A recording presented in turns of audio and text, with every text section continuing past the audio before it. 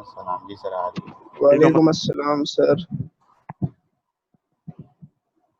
क्या हाल है? सब सही है? जी सर, अल्लाह का करम है। लगा करा सर आपकी तबीयत सही हो गई? यार बहुत बेहतर हो गई। बस थोड़ी बहुत जो है ना वो खांसी का दौरा लग जाता है कभी कभी बस। बाकी तो सब अल्लाह का शुक्र है।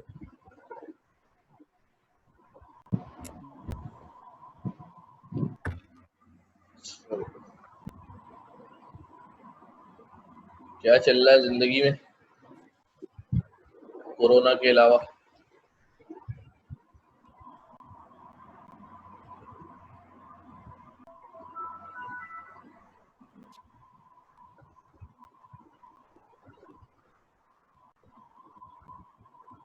अस्सलाम वालेकुम सर। वालेकुम अस्सलाम।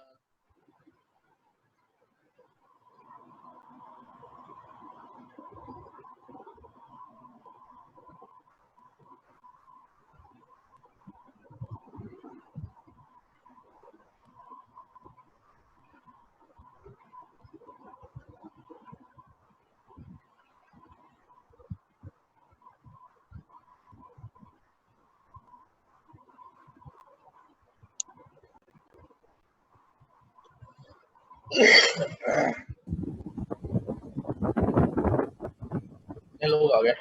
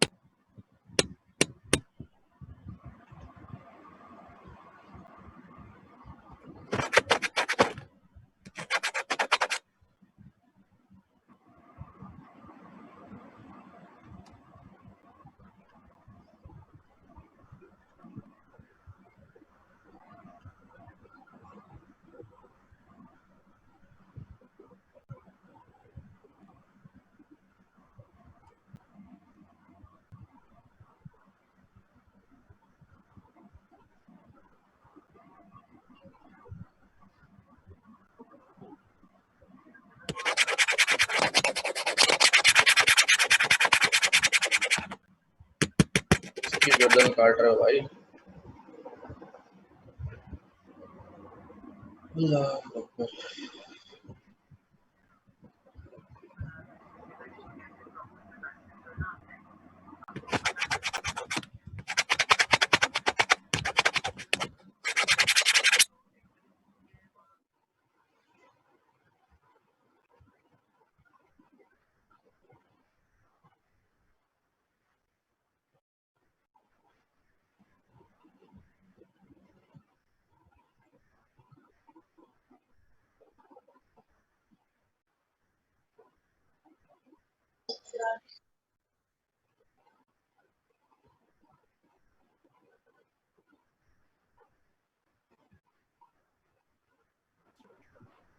सर एक सवाल पूछो। हाँ हाँ पूछो। सर ये थोड़ा पीछे का सवाल है, मतलब कि ये पिछले चैप्टर्स का जब आपने जो है वो ANN पढ़ाना शुरू किया था, आपने बताया ये बात छोड़ दी कि आप लोग खुद जो है ना इस बात को देखना। क्या था? दरअसल चीज़ अभी सामने आई है कि बैच साइज जो होता है, जो कि हमें बताता है कि जब ईपॉक चल रहा होता है तो उसके में जो हम ईपॉक को 10 में डिवाइड करते हैं, जितने भी डिवाइड करें, तो एक बैच के अंदर कितने जो है वो कितना अमाउंट ऑफ डेटा जाएगा उसके अंदर। तो बैच साइज कितने टाइम्स जाएगा? हाँ यानी कितना मॉडल टाइम कितनी होगा? जैसे 100 आपके पास अगर हाँ। डेटा है ना, आपने बैच साइज 10 रखा है, तो अब 10 करके 10 बार जो है ना वो नेटवर्क हिट होगा। बिल्कुल सर। सर ये इतना ज़्यादा फर्क एक्यूरेसी पर क्यों आता है? इसकी वजह से, क्योंकि मैंने बैच साइज लगाया नहीं था, बिल्कुल मुझे आइडिया ही नहीं था बिल्कुल, तो उसकी एक्यूरेसी आ रही थी 70 में, बढ़ी नहीं थी जाके। मैंने जब इस बात को नोटिस किया कि बैच साइज तो मैंने लगाया नहीं, जब बैच साइज लगाया तो वो 70 से एक्यूरेसी पूरी 90 पे चली गई। फिर उसको थोड़ा सा एडजस्ट किया बैच साइज को अच्छी तरीके से, तो फिर काफ़ी मतलब रिलायबल एक्यूरेसी आ गई थी। तो ये चीज़ पैरामीटर्स सही है। तो देखो सर होता ये है, अब इस चीज को थोड़ा सा जो है ना समझने की कोशिश करो। देखो होता क्या है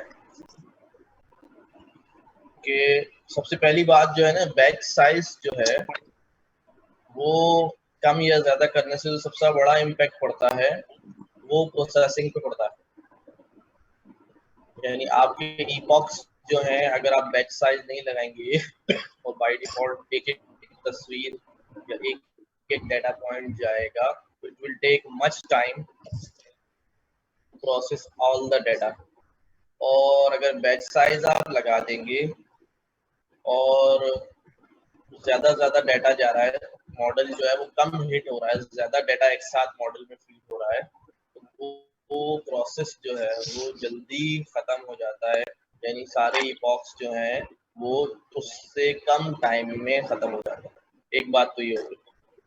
अच्छा, इस वाली बात से क्या काम यानी टाइम का जो फैक्टर है, इससे एक्यूरेसी पे कोई फर्क पड़ता है? तो टाइम के फैक्टर से एक्यूरेसी पे कोई फर्क नहीं पड़ता। तो फिर क्या वजह होती है कि बैच साइज जो है वो चेंज करने से एक्यूरेसी कम ज्यादा हो रही है? तो असल में इसको यूं समझते हैं कि हमारे पास जो नेटवर्क है, अभी हमने रिकरेंट में ये बात पढ़ी थी कि हर इनपुट डेटा इंडिविजुअली प्रोसेस होता है, यानी मेमोरी रिटेन नहीं होती।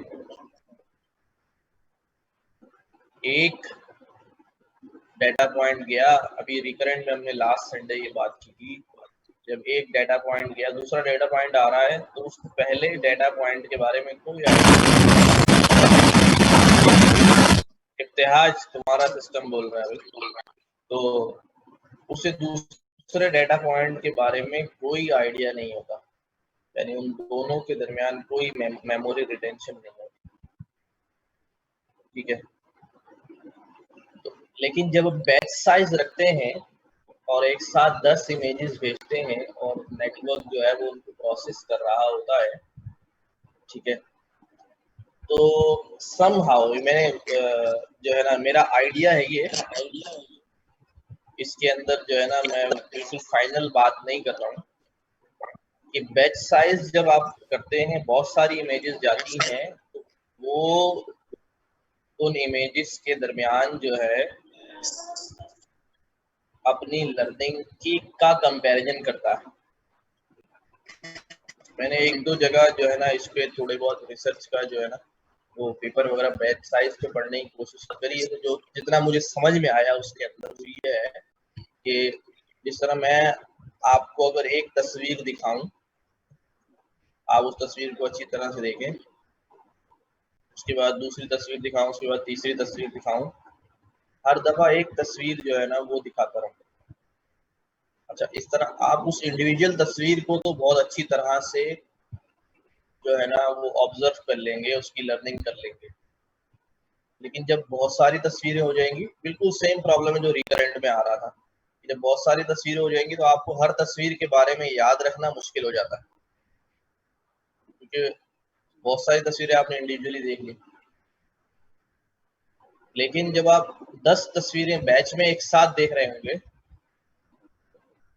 तो आप जब लर्निंग कर रहे होंगे, तो अब 5 तस्वीरों या 10 तस्वीरों को जब एक साथ देख रहे होंगे, तो आपकी फीचर लर्निंग का जो सिस्टम है वो इनहांस हो जाएगा, अच्छी लर्निंग हो जाएगी, क्योंकि अब आप 10 को एक साथ देख रहे हैं और उनके दरमियान जो है ना वो आप डाटा की कंपैरिजन जो है वो चला कर सकते हैं।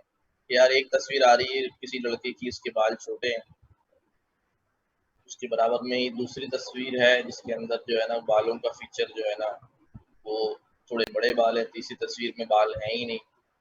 ये अब तीनों तस्वीरों के दरमियान जो है एक कंपैरिजन है ड्यूरिंग बैच।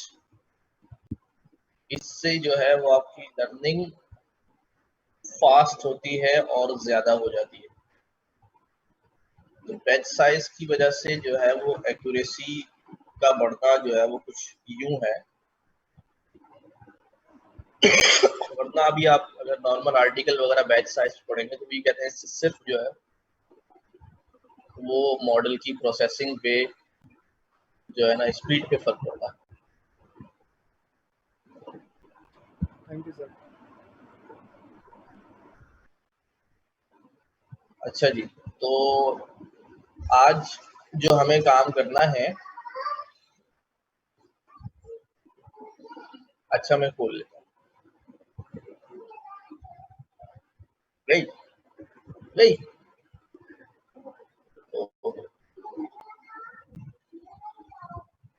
आपने बोला था नहीं जाओ, फिर भी चली गई। ओहो, चलो सही है, अब आप जाओ, अब मैं थोड़ी देर में आता हूँ, ठीक है? ओके, अल्लाह हाफिज। बैग कौन सा? अभी मैं काम करूंगा बैग में से, आप जाए।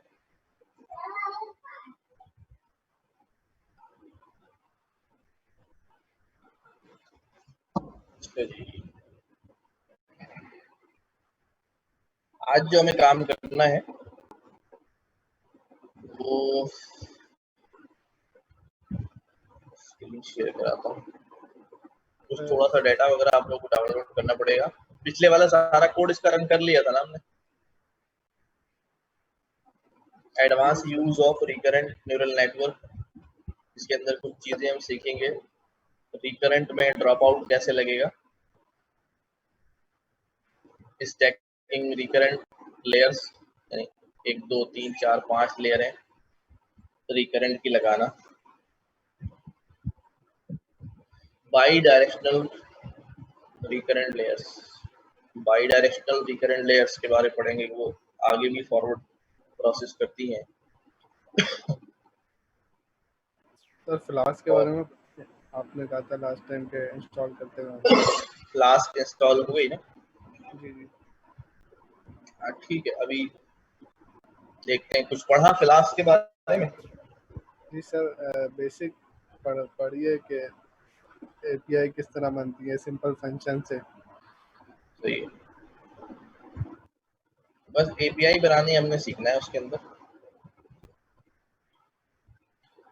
अच्छा, यहाँ पर ये एक हमारे पास टेम्परेचर फॉरकास्टिंग प्रॉब्लम जो है वो हमने सॉल्व करना है, ठीक है? टेम्परेचर फॉरकास्टिंग क्या, हमने किसी फला उस पे जो है ना टेम्परेचर जो है ना वो फॉरकास्ट करना है। डाटा के बारे में पढ़ते हैं। The only sequence data we have covered has been the text data. अभी तक जो सीक्वेंस प्रोसेसिंग में जो डाटा हमने किया था वो टेक्स्ट डाटा का था, यानी हमने रिव्यूज और मूवी रिव्यूज और इस तरह की न्यूज, ये हमारा सीक्वेंस डाटा था, such as IMDb data set, Reuters data set. But sequence data is found in many more problems than just language processing.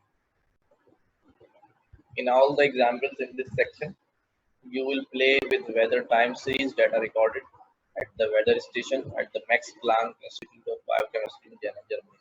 चलो, अब ये हमारे पास वेदर का डाटा है। वेदर का डाटा भी सीक्वेंस डाटा होता है क्योंकि ये टाइम स्टैम्प के साथ चल रहा होगा। इस टाइम क्या वेदर था, इस टाइम क्या वेदर था। In this data set, 14 different quantities such as air temperature, atmospheric pressure, humidity, wind direction, and so on were recorded every 10 minutes over several years. कई साल का डाटा है और हर 10 मिनट बाद जो है वो इसको रिकॉर्ड किया गया है। ये 14 फीचर्स जो है वो इसके वेदर के रिकॉर्ड किए गए। The original data goes back to 2003, but this example is limited to data from 2009 to 2016. 7 साल का डाटा है, 8 साल का। This data set is perfect for learning to work with numerical time series. You will use to build a model that takes input some data from the recent past and predicts the air temperature 24 hours in the future.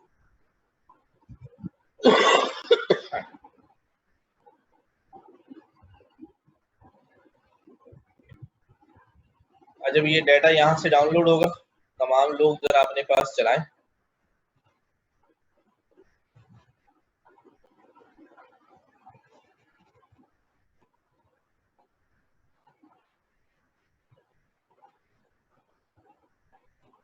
अपने command line पे जाके भी ये चला देंगे, हो जाएगा। Downloads में फोल्डर बना लें अगर बनाना है, इस तरह इन्होंने बनाया हुआ है डाउनलोड्स में। कमांड लाइन से फोल्डर को लोड किया, उसके बाद ये कमांड चला दी। जल्दी से अपने पास इसको डाउनलोड करें, मैं भी अपने पास चला देता हूँ।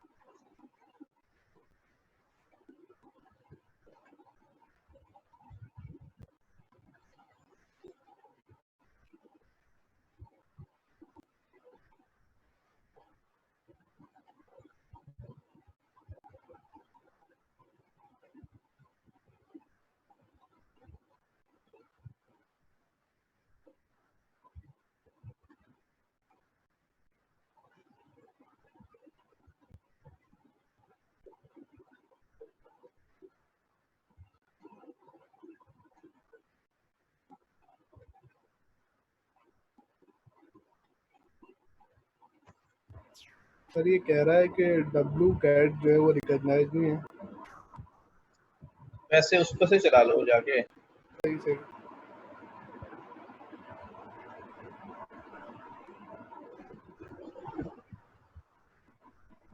उसके ऊपर डायरेक्ट क्लिक करोगे ना, जब भी आ जाएगा लिंक के ऊपर।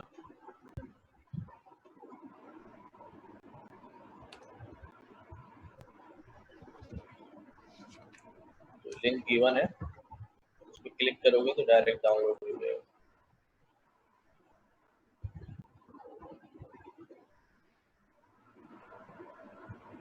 12-13 MB का डाटा जिप होगा।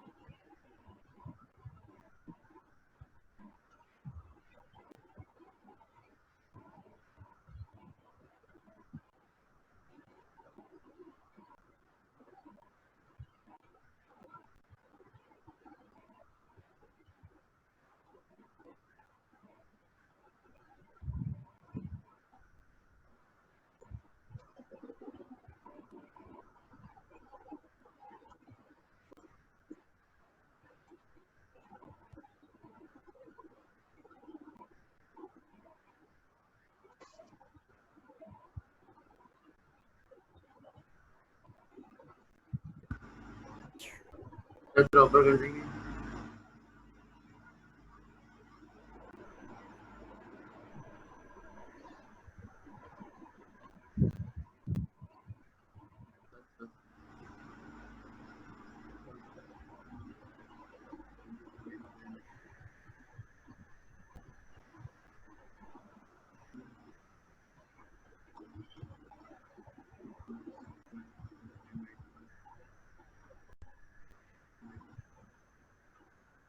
हो गया, डाउनलोड हो गया।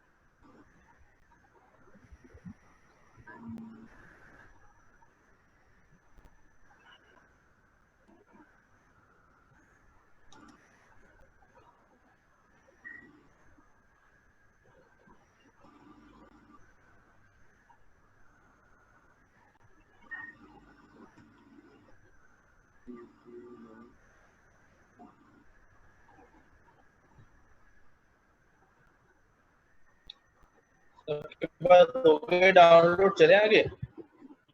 सर डाउनलोड तो हो गया कुत्ता। तो नहीं हुआ चले आगे। डाउनलोड। अच्छा जल्दी से कर लो। ये WGT का बोल रहा है अनडिफाइंड है, तो सर कैसे करें? उस लिंक के ऊपर क्लिक भी करोगे ना तो वो खुल जाएगा। नीचे लिंक दिया भी है, वहां से कर लो। ये जो है ना, इस पर से क्लिक करोगे ना, अगर डाउनलोड होना शुरू हो जाएगा, वरना नीचे ये लिंक भी दिया हुआ है, इसके थ्रू कर लो। सर बुक, अच्छा बुक कहाँ पे वैसे?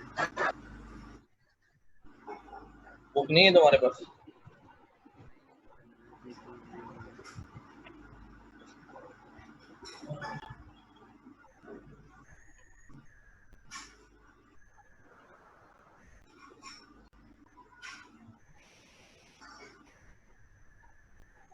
सर कोई मुझे मेल SMS कर देगा, मेरा तो मोबाइल जो है बंद हो गया।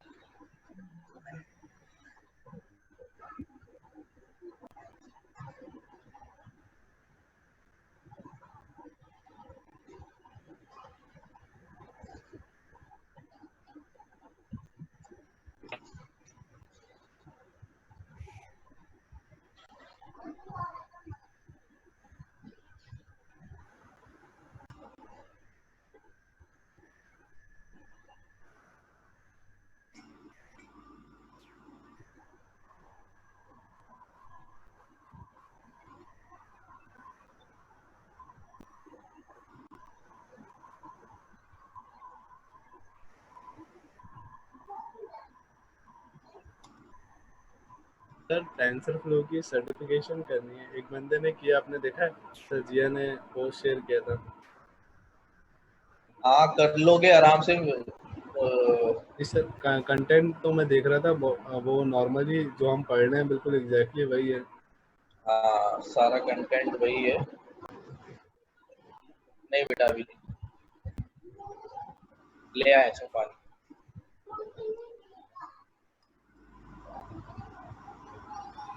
जी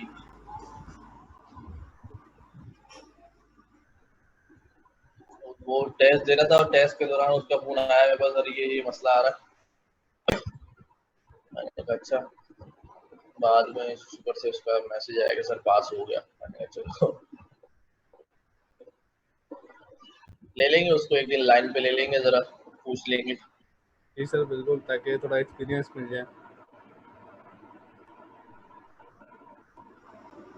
सर ये है कि एग्जाम तो भी पेपर तो वहाँ नहीं ना फिर सर। नहीं आ रही मुझे। सर एआई का पेपर तो अभी नहीं हुआ है। सलामकुम सर। वालेकुम अस्सलाम। सर ये अभी ज्वाइन हुआ हूँ, उससे पहले क्या करवाया है?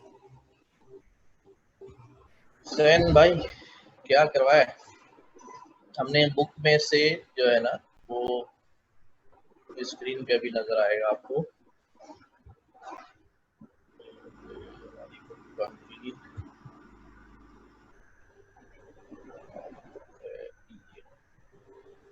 ये वाला पोर्शन शुरू किया है 6.3।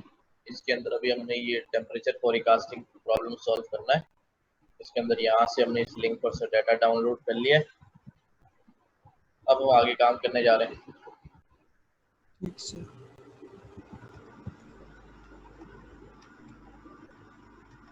सर आगे चले, डेटा तो डाउनलोड हो गया कब का? सबका हो गया, मैं तो इंतजार में बैठा हूँ, बोल नहीं रहे लोग। अभी ये पहला वाला भी रन कर लिया। हो गया? हाँ तारिक तुम्हारा इंटरनेट बहुत स्लो है।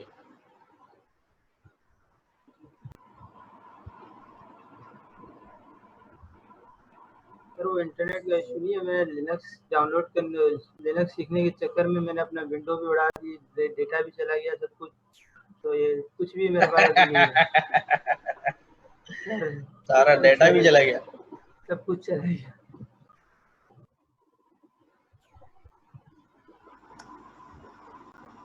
अल्लाह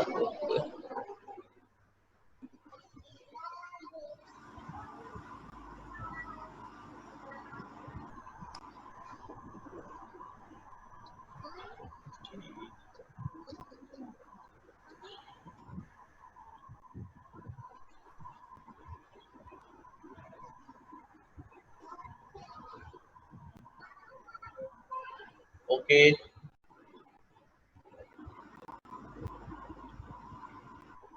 चलो भाई, लंबा काम है इसमें।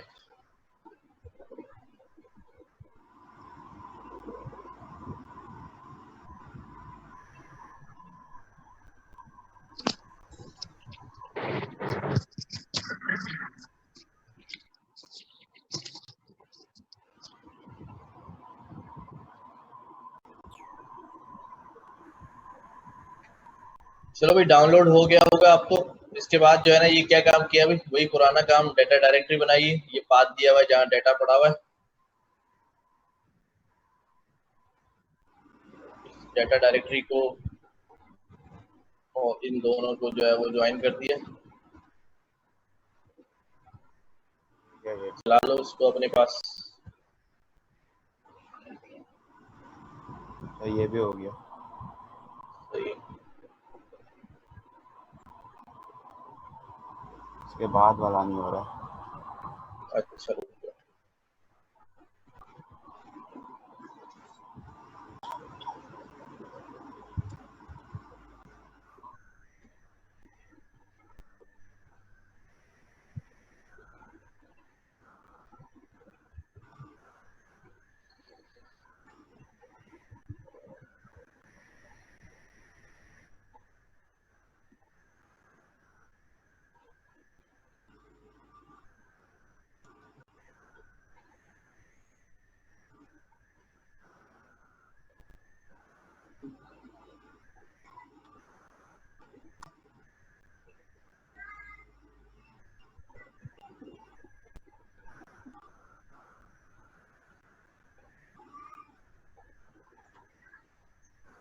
सर ये डेटा सीएसवी में बना हुआ है?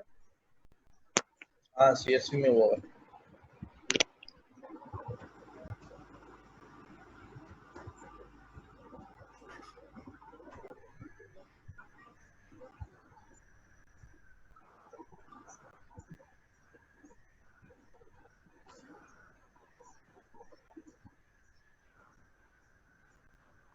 सर ये सी और कोलन नहीं आएगा।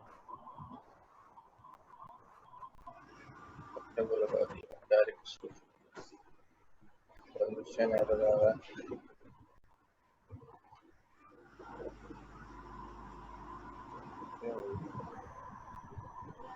सर आर लगाना पड़ेगा आपको, रॉ स्ट्रिंग होती है। वहाँ पर पहले पाथ इसका सही करते, फिर आर नहीं लगाते, आर रॉ स्ट्रिंग में कन्वर्ट करने के लिए।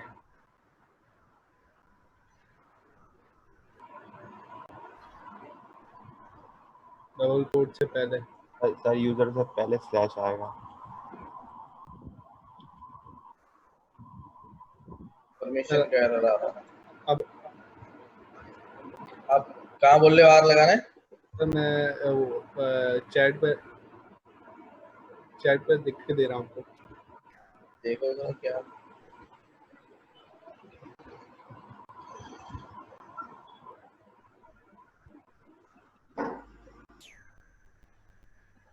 तो ये देखें,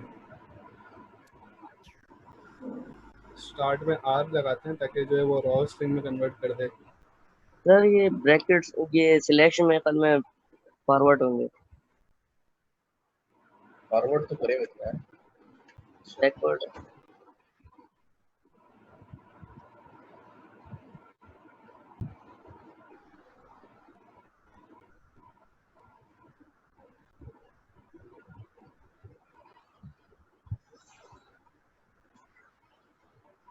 फाइल एक मिनट, वेदर डेटा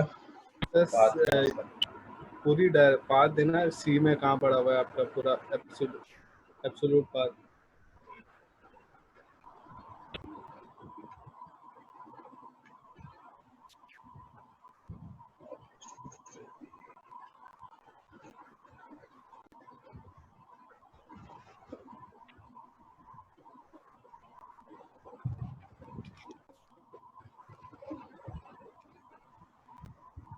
ये एफ नेम के अंदर तो फाइल नेम है ना, फोल्डर नेम नहीं है।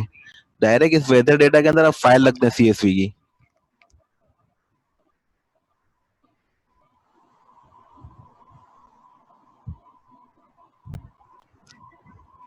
वेदर डेटा के अंदर आगे सीएसवी फाइल नेम दे दूं? जी सर, डायरेक्ट या वेदर डेटा के आगे वो जीना क्लाइमेट का वो फोल्डर नेम लगा दें। भाई मेरे पास जो है ना वो अभी यूं है, वेदर डेटा के अंदर ये वाला जीना क्लाइमेट फोल्डर नेम है। अच्छा मैं फोल्डर नेम नहीं लगाया ना मैंने। जी सर।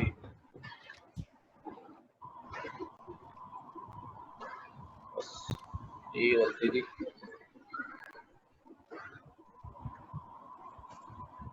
अभी ये नाम दे सिर्फ जेना क्लाइमेट है, सिर्फ जेना क्लाइमेट CSV जेना नहीं, मेरे पास डायरेक्ट वेदर डेटा में आ रहा जेना क्लाइमेट फोल्डर के नाम में ही .csv लगा हुआ है। आपने फोल्डर का नाम जो दिया ना डेटा dir में, जेना क्लाइमेट है बस, आगे नंबर नहीं है।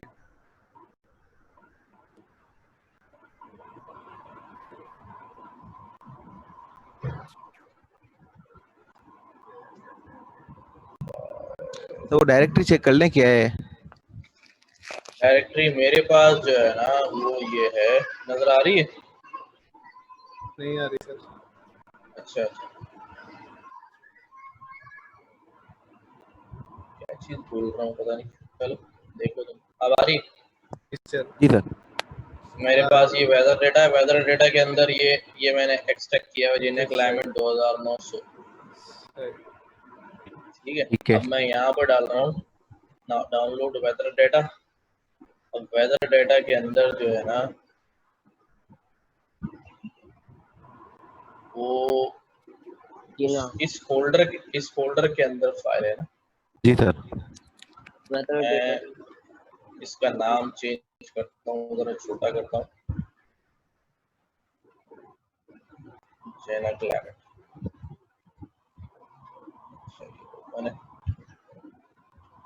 तो कॉपी करके कर सर फोल्डर ही बाहर निकाल, फाइल ही बाहर निकाल दे फोल्डर से।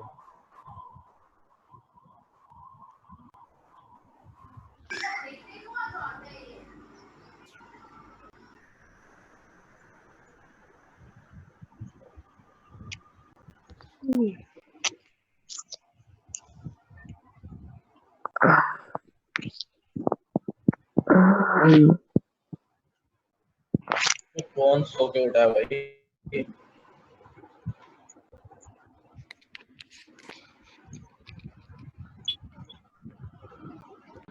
सर वो जो पाथ के आगे आपने आर लगाया है वो हटा दें। वो तो हटा दिया मैंने। ओके। डेटा कहाँ चला गया?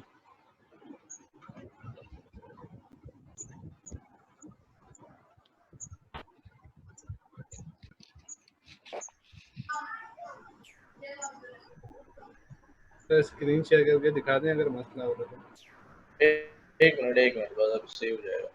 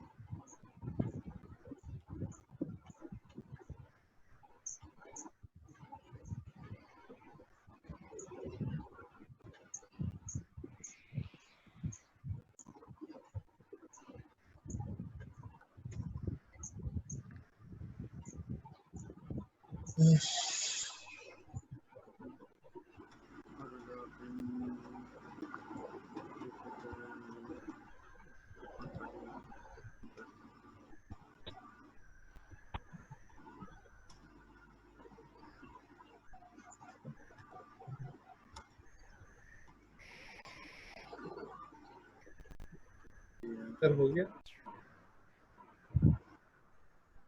एंड कर रहे हैं, समझ नहीं आ रहा है इसमें। सर एक सिंपल काम करें बस, देखें। हाँ सर कुछ भी नहीं कर रहे हैं, डेटा DIR को हटा दें बिल्कुल, सिर्फ fname पे आए और ये बिल्कुल हटा दें os.path।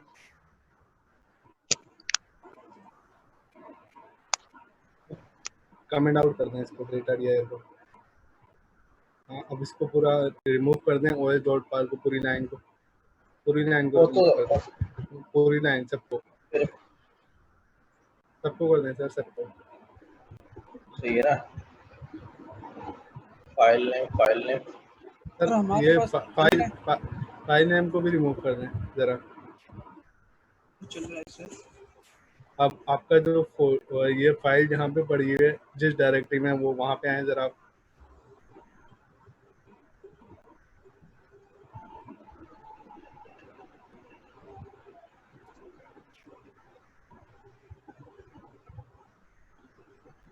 सर इस तरह नहीं।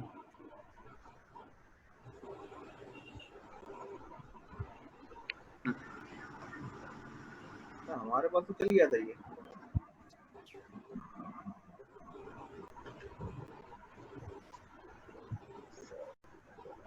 असल में मैंने ये फाइल मेरी पड़ी हुई ना, वो इसी डायरेक्टरी में मैंने रखी हुई।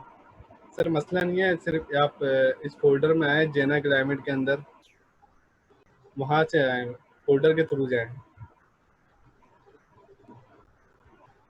सही। अरे ये फाइल कोई बाहर तो निकाल दे डाउनलोड्स फोल्डर में से। जा। एक कम करता है वो।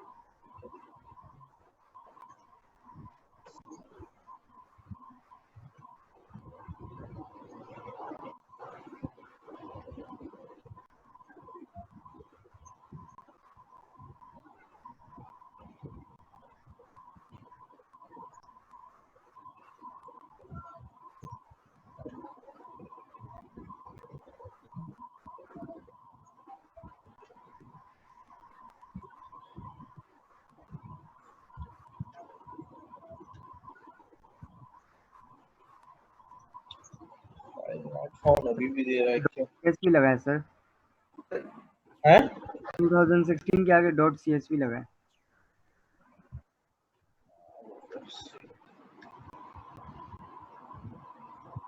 चलो चलो आगे चलो, अभी डायरेक्ट उठाइए उसी फोल्डर में से बात, चलो देख लेंगे। अच्छा भाई, अगला क्या काम? अब आगे जो है ये हमने यहाँ से उठाया है, रीड कराने के बाद हमने डेटा को स्प्लिट कर लिया, उसके हेडर्स और उसमें हेडर्स और लाइन जो है ना उसकी प्रिंट होगी। अभी मेरे पार्सिंग डेटा को जो है वो पार्स करना है अपने हिसाब से। तो क्या हो रहा है, अभी numpy zeros की एक मैट्रिक्स बनाई जिसमें मैट्रिक्स की डायमेंशन क्या है, नंबर ऑफ लाइंस, कितनी रॉज हैं और कितने कॉलम्स हैं। तो एक कम कर दिया कॉलम्स, ठीक है, क्योंकि एक मेरे ख्याल से वो इंडेक्स या सीरियल नंबर वगैरह होगा। फिर उसको फॉर आई लाइन इन्यूमरेट कराया, सारा डाटा लिया, लिस्ट कॉम्प्रिहेंशन के थ्रू स्प्लिट कराया, एक कॉलम से आगे का जो है वो आने शुरू करिए। ये वाला कोड चलाएं, देखिए क्या आता है।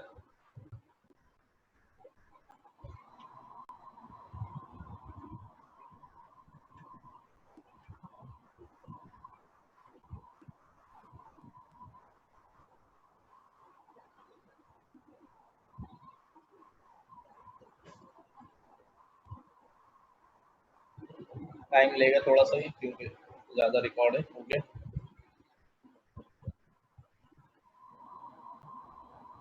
अब अगर मैं फ्लॉट डाटा को चेक करूं,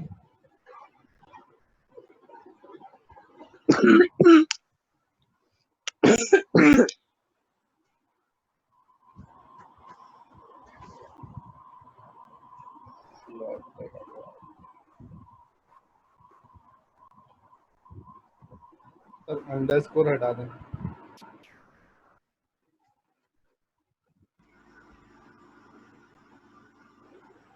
ये हमारे पास एक रिकॉर्ड है, पहला रिकॉर्ड।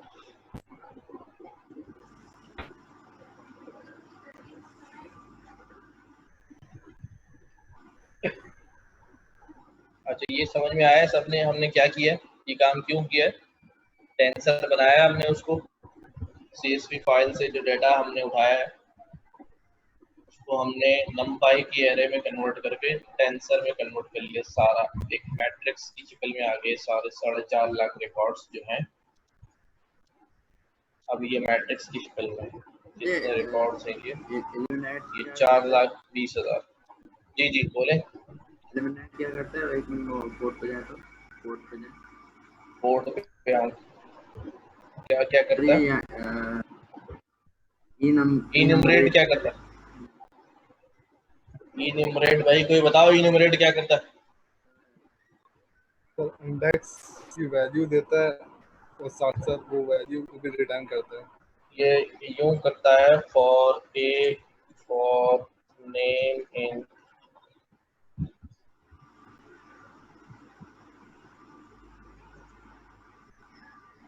सही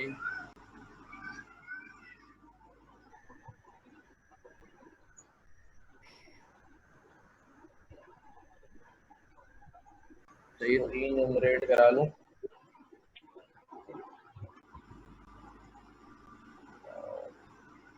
प्रिंट करा लूं।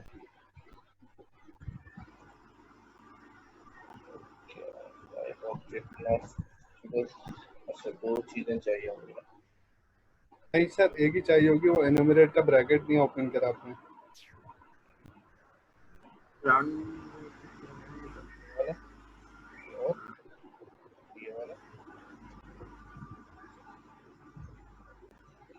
नेम के साथ कोई एक और वेरिएबल भी लिखें।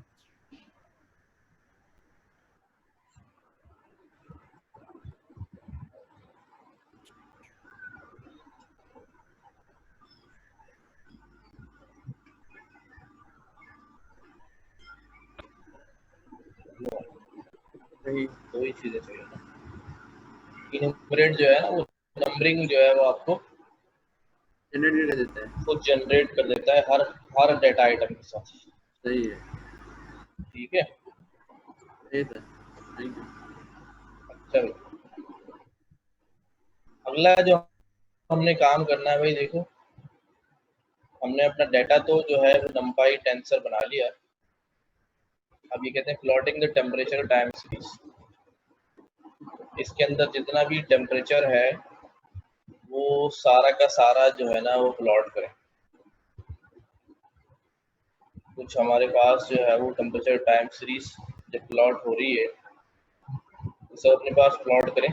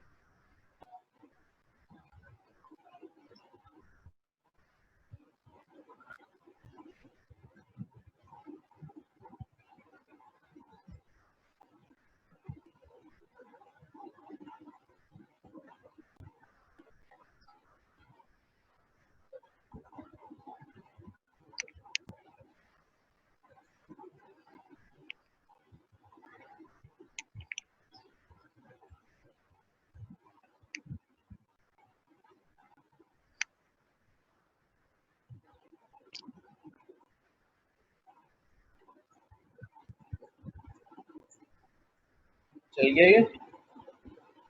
नहीं सर, चल गया। अब आगे भी करते जाए जल्दी जल्दी। अब ये कह रहे हैं फर्स्ट 10 डेज का डेटा जो है ना प्लॉट करना है।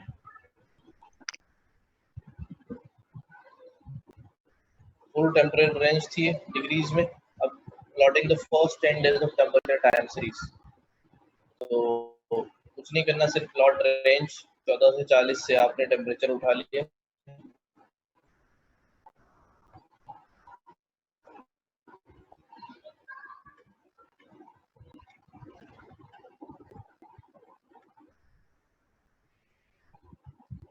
ये समझ में आ रहा है क्या किया? फर्स्ट 10 डेज में कितनी इंक्रीज आएंगी? 1440, और उसके साथ 0 to 1439 तक टेम्परेचर की वैल्यूज उठा रहे हैं। तो आपके पास ये एंट्री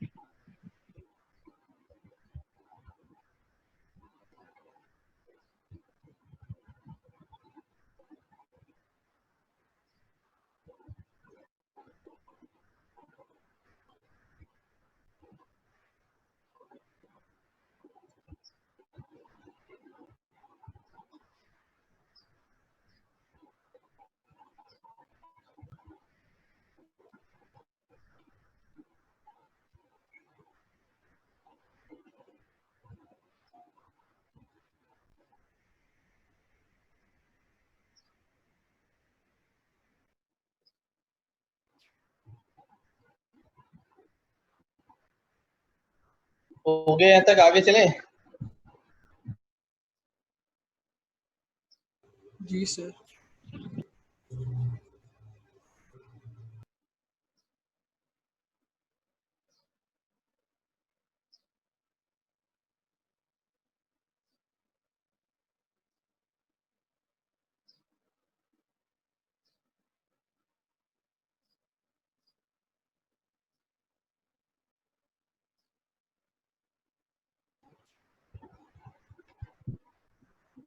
ग्राफ प्लॉट हो गया तो आगे चलते हैं। Preparing data. मेरा नेट तो डिस्कनेक्ट हो गया था, वापस आ गया। On this plot, you can easily see daily, periodically, especially evident for the last 4 days. Also note that this 10-day period must be coming from fairly cold winter month. Temperature जो है इसमें कम आ रहा है। अच्छा जी, प्रिपेयरिंग डाटा। अब हमें अपने data को जो है ना वो प्रिपेयर करना है। The exact formulation of the problem will be following as given data is for back as loop back time step. A time step is 10 minutes and sampled every step time steps. Can you predict the temperature and delay time steps? You will use the following parameter values. अभी क्या कह रहे हैं, कुछ समझ आ रहा है?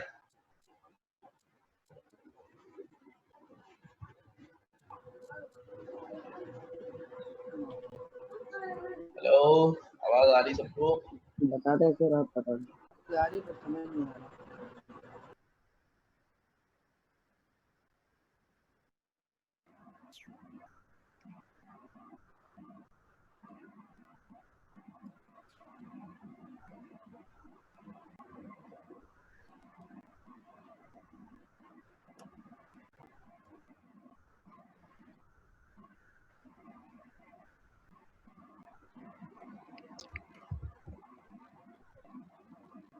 Hello, hello sir. आवाज आ रही सबको मेरी? जी जी सर। सर। चल आ रही है।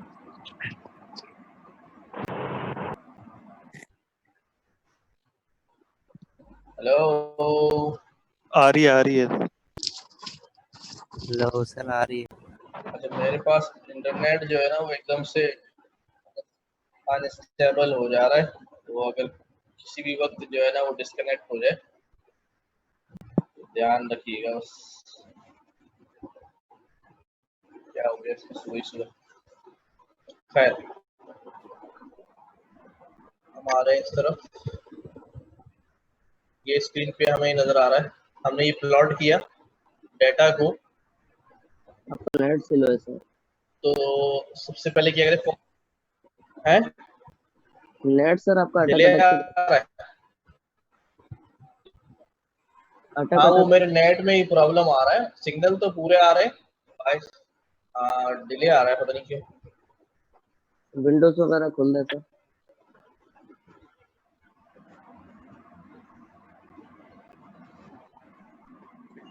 बंद कर देता हूँ, 1 मिनट।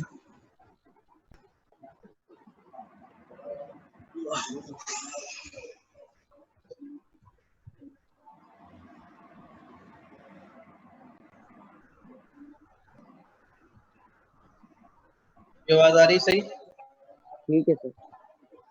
सर आप कंटिन्यूअस आवाज आ रही? हाँ आ रही है। क्या हो गया आज पता नहीं। अच्छा, अभी देखो ये हमने क्या किया है।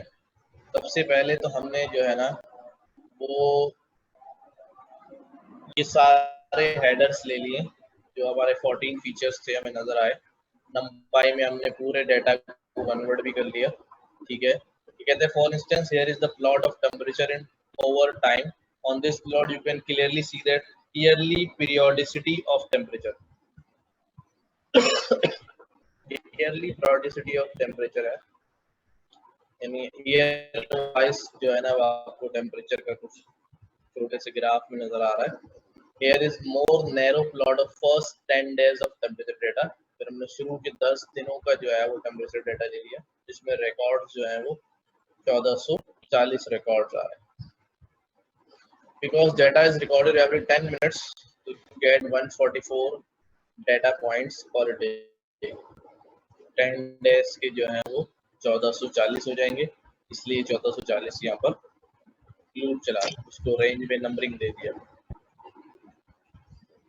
आगे कहते हैं on this plot you can easily C daily periodicity, वो ईयरली था और ये डेली बेसिस पर है, specially evident for the last 4 days के also note that this 10-day period must be coming from Fairlie cold winter month.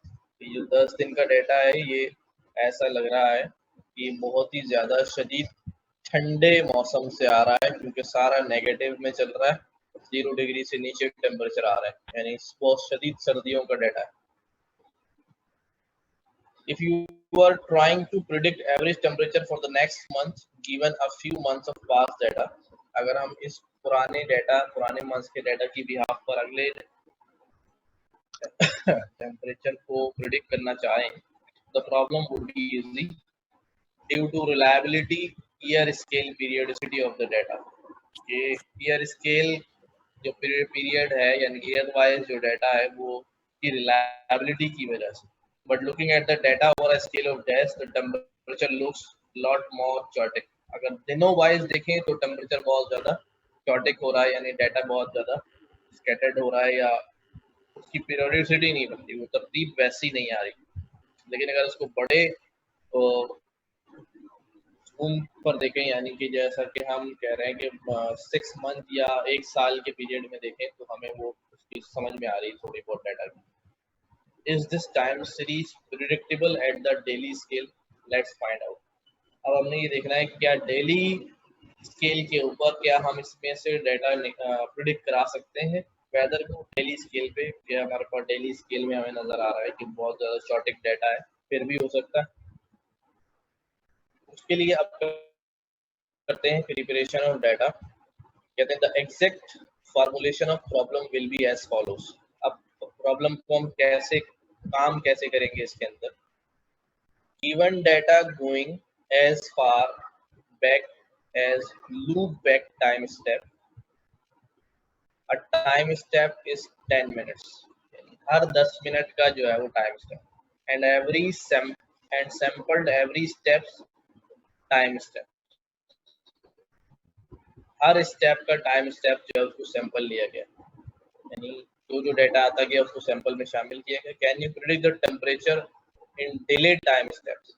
Loop back time step और delay time step. अब loop back में time step चल रहा है उसमें तो आपको जो है वो प्रेडिक्ट किया गया है।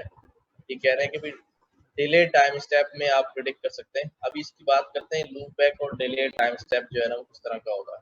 Use the following parameters.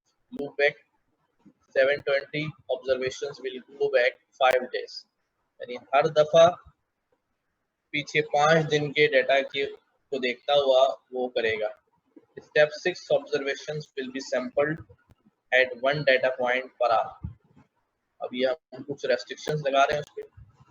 Targets will be 24 hours in the future. अब 144 यानी 24 hours बाद का डाटा जो है वो हमारा डिले में प्रेडिक्ट कर रहा होगा।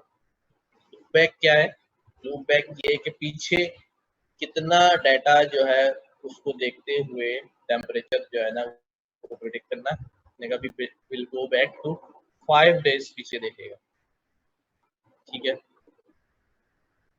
Observation will be sampled at 1 data point per hour, और आपने ऑब्जर्वेशन जो टाइम स्टेप की है वो हर 10 सेकंड की थी, उसको 6 स्टेप्स को कर दिया है, तो 10 second multiply by 6, 10 minute multiply by 6 this become 60 minutes। तो इस वजह से ये पर आवर की बेसिस पर अब रिकॉर्ड को लेगा, हर 1 घंटे बाद वाला रिकॉर्ड को लेगा। हमने डेटा में दिया हुआ हर 10 सेकंड के बाद, लेकिन हमने क्या कर दिया उसका स्टेप्स चेंज कर दिया है, लूप बैक चेंज कर दिया है, और डिले हमने कह दिया है कि नेक्स्ट 24 आवर्स के टेम्परेचर। अब ये कहते हैं करेंगे कैसे। To get started you need to do the 2 things। Process the data to a format a neural network can ingest. अब डाटा को वैसा बनाना है कि जो न्यूरल नेटवर्क उसको हजम कर सके। This is easy, the data is already numerical. काम आसान है क्योंकि सारा डाटा पहले ही न्यूमेरिकल है, so you don't need to do any vectorisation, कोई हार्ड इनकोडिंग नहीं करनी, कोई वेक्टराइजेशन नहीं करनी, but each time series in the data is on different scales. मसला ये है कि हर डाटा का जो कॉलम है वो डिफरेंट स्केल पर है। For example temperature is typically 20-30 but atmospheric pressure m bars around 10,000। ऐसी सूरत में आपको याद होगा हम कॉलम को नॉर्मलाइज करते हैं। दो तरह से नॉर्मलाइज किया हुआ है हमने पहले। एक तो ये है कि हर कॉलम की मैक्सिमम वैल्यू से उसको डिवाइड कर दिया जाए। दूसरा तरीका ये होता है कोई स्टैंडर्ड डेविएशन से डिवाइड किया जाए, मीन से माइनस किया जाए। तो write a Python generator that takes the current array of stored data and yields batches of data from the recent past along with the target temperature in the future, because the samples in the data set are highly redundant. Sample n and sample n plus 1 will have most of their time steps in common. It would be wasteful to explicitly allocate every sample. Instead, you will generate the samples on the fly using the original data. अच्छा, ये दो बातें समझ में आई, पहले ही बताएं क्या कह रहे हैं। सवाल पूछूं? तमाम लोग बताइए। पहली बात इन्होंने की है वो समझ में आई, कोई बताए?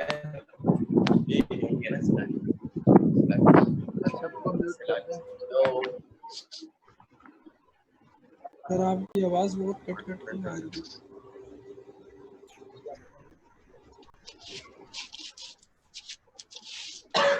मेरी आवाज आ रही है? कट कट के आ रही है सर। कट कट के आ रही है। सर आप अपना कैमरा ऑफ कर देना, इससे फिर आवाज थोड़ी बेहतर हो जाएगी। अभी आवाज चेक करो। ठीक आ रही है सर। बाकी सबको म्यूट कर दें, फिर उनका जो शोर आ रहा है बाकी सबको म्यूट कर देगा। अच्छा, मैं यहाँ बात कर रहा हूँ कि हमने डेटा को प्रिपेयर करना है। इसके अंदर दो बातें हमारे सामने आई थी, लूप बैक, स्टेप्स और डिले। तीनों को भी मैंने यहाँ समझाया है कि लूप बैक का मतलब ये है कि प्रिडिक्ट करने से पहले वो कितने दिन की ऑब्जर्वेशन को देखेगा पीछे डाटा टेम्परेचर प्रिडिक्ट करने के लिए। स्टेप्स पे मैंने आपको ये बात बताई कि हर 10 मिनट पे आप रिकॉर्ड आपके पास डाटा हुआ है, ये स्टेप्स 6 से मल्टीप्लाई कर देगा तो वो 60 मिनट्स बन जाएंगे। इसलिए डाटा पॉइंट जो है वो पर आवर का उठाएगा। डिले में targets will be 24 hours in the future. 24 hours यानी 144 रिकॉर्ड्स का डिले होगा, यानी कि नेक्स्ट जो 24 आवर का टेम्परेचर होगा वो प्रिडिक्ट करेगा। अब इसके अंदर यहाँ बताया है कि भाई इसको करने के लिए दो काम हमें करने पड़ेंगे। एक तो डाटा को उस फॉर्म में कन्वर्ट करना पड़ेगा जिसमें न्यूरल नेटवर्क जो है वो आसानी से उसे एक्सेप्ट कर सके। ये काम आसान है क्योंकि न्यूमेरिकल डाटा सारा हमारे पास, लेकिन यहाँ पर जो है हमें डाटा को नॉर्मलाइज करना पड़ेगा क्योंकि हर कॉलम की वैल्यू का स्केल जो है वो डिफरेंट है। डिफरेंट स्केल पे जो है ना वो कॉलम है। टेम्परेचर का कुछ और है, प्रेशर का कुछ और है, ह्यूमिडिटी का जो स्केल है वो कुछ और है। प्रॉब्लम यहाँ पर है कि जिसको हैंडल करना पड़ेगा और ये हमें आता है। हमने इसको नॉर्मलाइज के थ्रू पहले किया हुआ है, 2-3 दफ़ा हम नॉर्मलाइज कर चुके हैं। एक दफ़ा हमने किया था इमेजेस के केस के अंदर जहाँ हम तमाम इमेजेस को 0-1 के दरमियान ले आए थे, मैक्सिमम पिक्सल वैल्यू से डिवाइड कर। यहाँ पर भी हम कर सकते हैं कि हर कॉलम की मैक्सिमम वैल्यू से उसे डिवाइड कर दें। दूसरा तरीका हमने था स्टैंडर्ड डेविएशन और मीन के थ्रू हमने नॉर्मलाइज किया था। अगर आपको याद हो, स्टैंडर्ड डेविएशन और मीन के थ्रू डेविएशन से डिवाइड करके मीन से माइनस करना था, या उल्टा बोल रहा हूँ, पता नहीं, याद नहीं आ रहा। अच्छा, अब इस काम के लिए हमें करना क्या पड़ेगा, हमें पाइथन जनरेटर लिखना पड़ेगा। जनरेटर का इस्तेमाल मैंने आपको पिछले दिनों जो है वो सिखाया था बहुत डिटेल में। जनरेटर क्या होता है, क्यों इस्तेमाल करते हैं, कोई मुझे आप में से बताए जरा जल्दी से, जनरेटर क्या होता है? जब डेटा कम हो तो तब इस्तेमाल करते हैं। जोर से बोलो, डेटा जब कम हो तो। जी सर। क्या करते हैं? तो सर ये जनरेटर अपने पिक्सेल्स के सेट करता है, टर्न आउट करता है, फ्लोट करता है, फिर वो अपनी इमेजेस क्रिएट करता है। नहीं। सर जनरेटर मैं बताता हूँ। सर जनरेटर हम इसलिए इस्तेमाल करते हैं कि जनरेटर के अंदर हम ना जो मतलब यील्ड का फंक्शन यील्ड इस्तेमाल करते हैं, जो हमारे पास एक एक करके वैल्यू हमारे वेरिएबल में स्टोर कर रहा होता है, जिससे हमारी रैम पे ऊपर कोई थोड़ा रिटर्न के मुकाबले में बिल्कुल सही कहा। जब डाटा बहुत बड़ी तादाद में होता है तो पूरा डाटा उठा के अपने सिस्टम की मेमोरी में ले आना और उसको कन्वर्ट कराना या उसके प्रोसेस करना, इससे सिस्टम पे बहुत ज़्यादा दबाव पड़ता है। जो जनरेटर जो है ना इस मामले में जो है बड़ा एफिशिएंट होता है कि वो जनरेटर हर दफ़ा जो है ना लूप में एक वैल्यू उठाता है, एक वैल्यू उठाता है और उसको प्रोसेस करता है, फिर लूप चलता है दोबारा। पूरा लूप आमतौर पे ये होता है, लूप के थ्रू डाटा उठाओ तो सारा डाटा जो है ना पूरा लूप चल जाएगा, सारा डाटा आपके पास आ जाएगा, फिर आप कोई काम करेंगे। जनरेटर आपको हेल्प करता है कि आप लूप के अंदर उसको सेट कर दें कि एक एक रिकॉर्ड उठाना है, फिर प्रोसेस करना है या 10-10 रिकॉर्ड उठाने हैं। तो इसलिए यहाँ पर ये कह रहे हैं कि आपको भी जनरेटर का इस्तेमाल करना पड़ेगा। Write a Python generator that takes the current array of float data. Float data की आपकी numpy array उठा लो, ले लो, and yield batches of data from the recent past. अब आप जनरेटर को बता दो कि यार 10 का बैच उठाना है, 20 का उठाना है, 100 का उठाना है, पूरा नहीं उठा लेना। Along with the target temperature in the future. साथ साथ उसका target temperature यानी उसका लेवल भी जो है वो आपने उठाना है। Because the samples in the data set are highly redundant. Samples जो हैं वो data set के अंदर बहुत ज़्यादा repeat हो रहे हैं, redundancy जिसे कहते हैं, data repeat हो रहा है। It would be wasteful to explicitly allocate every sample. तो हर sample को allocate करना, लेना जो है ना वो ज़ाया करना है क्योंकि वो data repeat हो रहा है। Instead, you will generate the samples on the fly using the original data. इसके बजाय हम क्या करेंगे, जनरेट करेंगे सैंपल्स को फ्लाई करेंगे, फ्लाई ऑन ओरिजिनल डाटा, यानी कि छांट के जो रिडंडेंसी होगी उसको गिराते जाएंगे। You will prepare the data by subtracting the mean of each time stamp and divided by standard deviation. ये काम क्यों कर रहे हैं, अभी मैंने बताया, ये नॉर्मलाइज करने के लिए काम करेंगे। You are going to use the first 200 time stamps as a training, so compute the mean standard deviation only on this fraction of the data. 4,22,000 something का रिकॉर्ड है हमारे पास, 2 लाख रिकॉर्ड्स को जो है ट्रेनिंग किया और उसको मीन और स्टैंडर्ड डेविएशन से आपने क्या कर लिया, स्टैंडर्डाइज नॉर्मलाइज कर लिया। सबको ये तरीका आता है या कि कोई भूला हुआ है तो मुझे बता दें भाई लोगों। सर आता है, पता है ना ये? सर आता है। जी sir, very good very good.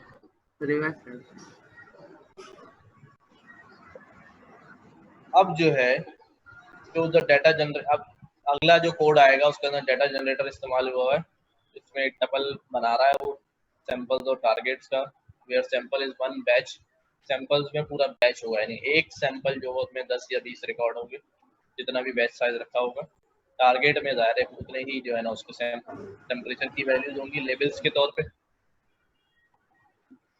अच्छा, ये आर्गुमेंट्स उसके अंदर जाएंगे जनरेटर में, data, loop back, delay, minimum index, maximum index, shuffle, batch size और स्टेप। ये सारा डाटा जो है जनरेटर के अंदर एज अ आर्गुमेंट आएगा।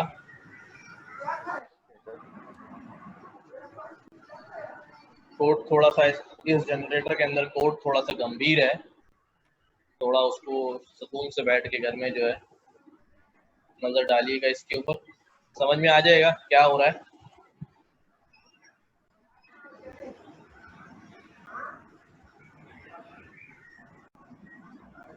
उसके बाद आपने train data generator, validation data generator और टेस्ट डाटा जनरेटर जो है ना वो बना लिए। वैलिडेशन स्टेप और टेस्ट स्टेप में आपने सारी चीजें दी। यहाँ तक का काम जो है ना जरा 6.33 लिस्टिंग और 6.22 लिस्टिंग तक का काम जो है ना सब लोग करें अपने पास। सर एक चीज़ बताएंगे? हाँ हाँ सर, ये जो हमने जनरेटर के अंदर डेटा को बैचेस में डिवाइड किया है, इसमें यहाँ पे एक बात लिखी हुई है कि टारगेट एक फ्लोट डेटा एरे दे रहे हैं और साथ साथ टारगेट दे रहे हैं उसका लेबल यानी। तो सर ये लेबल्स इसमें कहाँ पर है CSV फाइल के अंदर? जो टेक्सचुअल मतलब इतने सारे कॉलम है ना, हमने क्या प्रेडिक्ट करना है सर? हमें टेम्परेचर प्रेडिक्ट करना है ना। तो बस हम अपना टेम्परेचर वाले कॉलम को एज अ लेबल ट्रीट करेंगे। अगर टेम्परेचर को आप डाटा बना लेंगे, कहेंगे हम ह्यूमिडिटी प्रिडिक्ट करो, तो फिर ह्यूमिडिटी वाले कॉलम को लेबल बना लेंगे। ठीक है सर। ये जल्दी से जो है ना ये वाला काम करो, मैं आता हूँ बस 1 मिनट में, जरा हाथ धो के फ्रेश होके आपके पास चलाएं। जी जी नाश्ता नाश्ता कर लो। ओके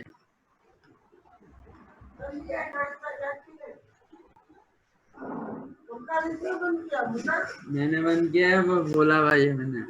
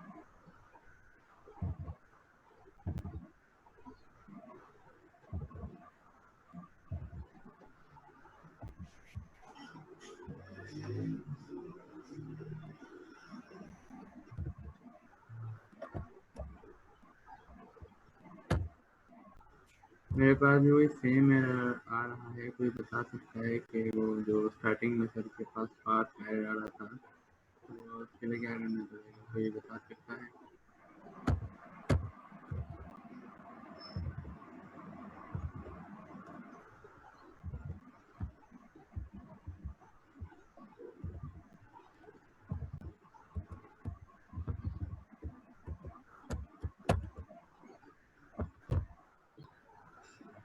डायरेक्ट फाइल रीड करवा लो। स्क्रीन शेयर कर रहा है।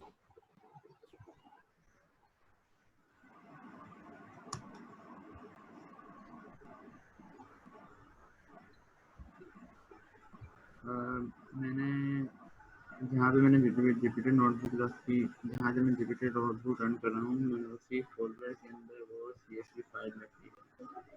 तो मेरे पास नो सच फाइल का एरर दे रहा है।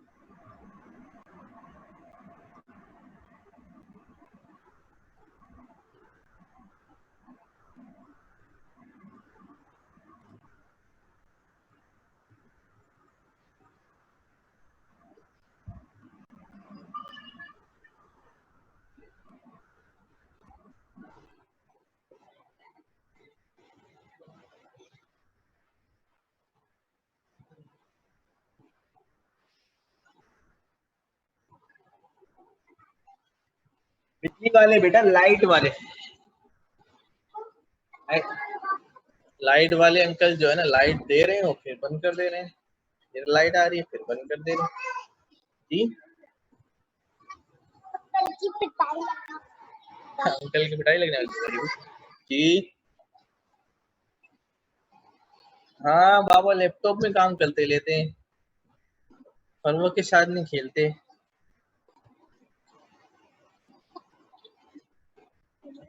अभी क्या हो रही है ना, बस आप शोर नहीं करें, बस चुप हो जाए। सर आपकी भी लाइट जाती है क्या? यार लाइट बहुत जा रही, बहुत तंग किया हुआ है, तो शुक्र से जो है ना मैंने सोलर सिस्टम लगाया हुआ है, काम चल जा ईमेल रहा कराएं कि इलेक्ट्रिक को ईमेल करें सर? है। जी बेटे देख रहा हूँ, आप बताएं।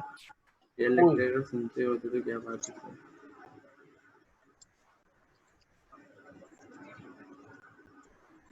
अल्लाह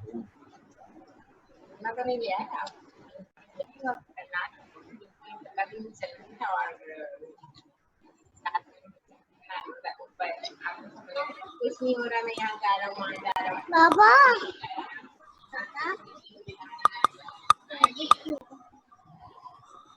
चल गया भाई, कोड वोड चल गया। सर एक बात है। सर चल हाँ यस सर चल गया। क्या मसला है? सर मसला नहीं है सर, एक बात है। हाँ।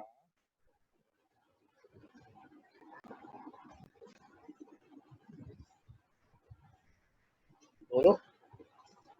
सर ये जो ये बूट कैंप्स वगैरह जो चल रहे हैं, ये एआई वालों के लिए भी है या खाली नहीं नहीं, ये वेब वेब के थे, ये क्लाउड नेटिव के, लेकिन जिसको अगर थोड़ा बहुत जावास्क्रिप्ट वगैरह आती थी वो आराम से कर लेता ज्वाइन, कोई ऐसा मसला नहीं था। तो अभी हमारे लिए एआई का भी शुरू, अभी एआई का भी शुरू होने वाला है। अभी जो है ना कुछ वो ये वाला तुम्हारा मॉड्यूल खत्म हो जाएगा ना, एआई का भी स्टार्ट कर लेंगे, लेकिन उसके अंदर होगा। जी जी सर मैंने ना लिनक्स टेस्ट के लिए ना मैंने लिनक्स इंस्टॉल कर रहा था, ये मैंने आपको बताया कि डेटा उड़ गया, विंडो उड़ गई, ठीक है। तो अब मैं चाह रहा हूँ कि मतलब पूछूं कि क्या कौन सा ऑपरेटिंग सिस्टम इस्तेमाल करूँ, विंडो या लिनक्स, जो मतलब काम आए आगे। बेटा आगे तो जो है ना लिनक्स पे ही ज्यादा काम, तो लिनक्स पे जो है ना ज्यादा काम है। तो सर लिनक्स इंस्टॉल तो चलो लिनक्स इस्तेमाल कर लेते हैं, तो ये PIA ठीक है। इस पे चलेगा। तारिक तुम्हारी आवाज जो है ना वो चली जा रही है। जी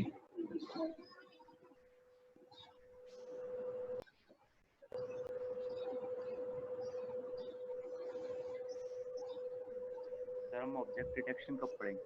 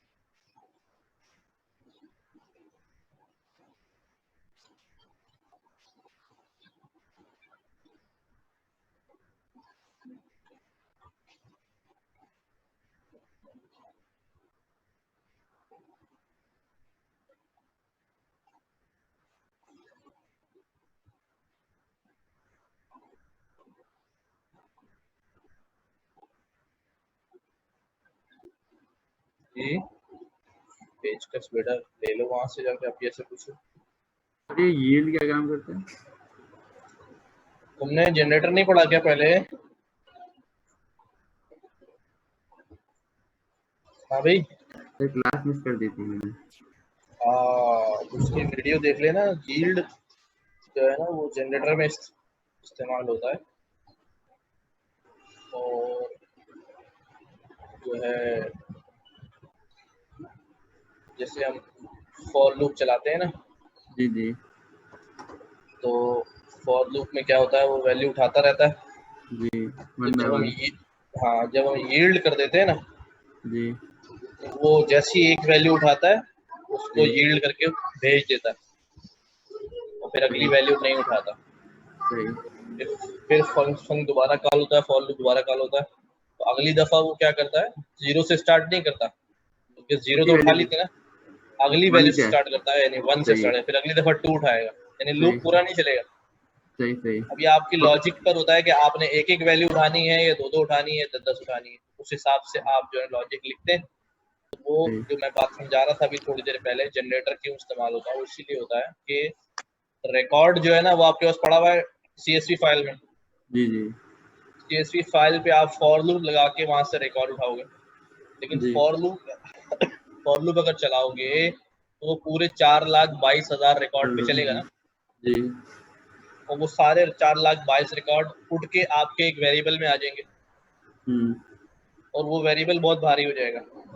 सही और उसके ऊपर अगर मैं अब उस वेरिएबल के ऊपर कहूँ कि मल्टीप्लाई बाय 2, तो वो 4,22,000 रिकॉर्ड्स को मल्टीप्लाई 2 करने में प्रोसेसिंग ज्यादा लगेगी, जी टाइम भी सर ज्यादा लगेगा, सिस्टम पे लोड पड़ेगा। इसका हल क्या होता है, जनरेटर इस्तेमाल करो कि जब CSV पे फॉर लूप चलेगा तो जनरेटर को मैंने बोला है कि 10 रिकॉर्ड उठाना, सही वो शुरू के 1 से लेकर 10 तक रिकॉर्ड उठाए, वही सही 10 रिकॉर्ड्स वेरिएबल के अंदर आए, उस पर सारी सही प्रोसेसिंग हुई, खत्म हो गई, 10 रिकॉर्ड हल्के रिकॉर्ड है, आराम से हैंडल हो गए।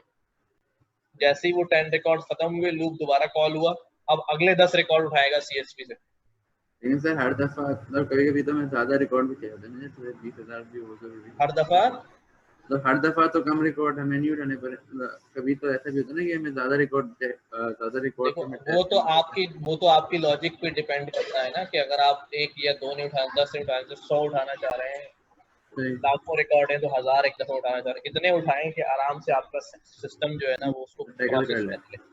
सही ठीक सही है, क्योंकि एक साथ सारे उठाने एक वेरिएबल में लाने, जैसे बहुत अभी हमने बहुत मीन और स्टैंडर्ड डेविएशन निकाला, वो एक ही वेरिएबल में है ना, सही हमने उसको डिवाइड कराया, माइनस कराया, पूरा हो गया। ये तो सही न्यूमेरिकल डाटा था, बड़ा आसान था। सही ये काम हमने जनरेटर का किया था इमेजेस के केस में।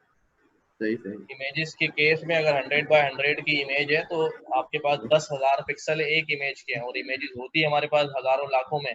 यस सर सोचो जरा, 1 lakh images with 1 lakh 10 lakh pixel एक इमेज में, वो अगर उठा के मुझे एक वेरिएबल में डालने पड़ जाए तो मेरा सिस्टम तो गया, पूरी रात हैंग हो लग जाएगी सर उसको प्रोसेसिंग हैंग हो करने में। जाता है, सिस्टम ही हैंग हो जाता है। इसलिए जनरेटर का इस्तेमाल जो है ना वो करते हैं, ताकि वो एक के बाद एक इमेज उठाता पता रहे। है और सही देख ठीक लेना है मेरी उस वीडियो को, ये तो तो समझ में तो आ गया आपकी बात। हाँ कॉन्सेप्ट तो मैंने समझा दिया, लेकिन अब वो देख लेना होता कैसे है, तो वो समझ में आ सही जाएगा इंशाल्लाह। सही थैंक यू अच्छा, ये कोड चल गया है आपके पास तो आगे चलते हैं। प्रिपेयरिंग, ये भी चला लिया, training validation and test generator prepare करना। जी सर चला दिया। अच्छा, आगे कुछ थ्योरेटिकल बातें हो रही है, common sense non machine learning baseline.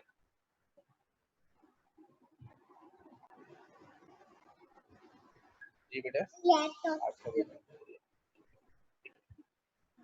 रही। तो लूप बैक जो है वो 1440 का आ रहा है, यानी कि 10 डेज का। स्टेप 6 है, यानी पर आवर का हो जाएगा। डिले जो है, यानी आगे जो प्रिडिक्शन करनी है वो अगले 24 आवर के बाद की करनी है। बैच साइज 128 जो है वो इसके अंदर कर दिया। ये सारे वेरिएबल्स जो हैं वो trained generator, validation generator, test generator और उसमें डाल दी। ठीक है, how many steps to draw from the validation generator in order to show entire validation set, or how many steps to draw from test generator in order to set the entire test set.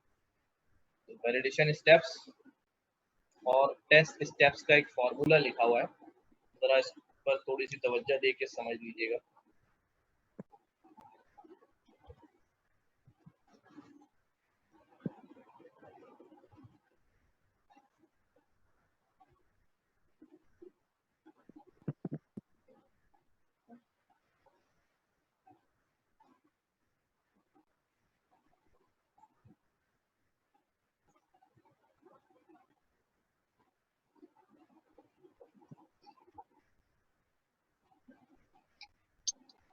समझ में आ रहा है ये validation step?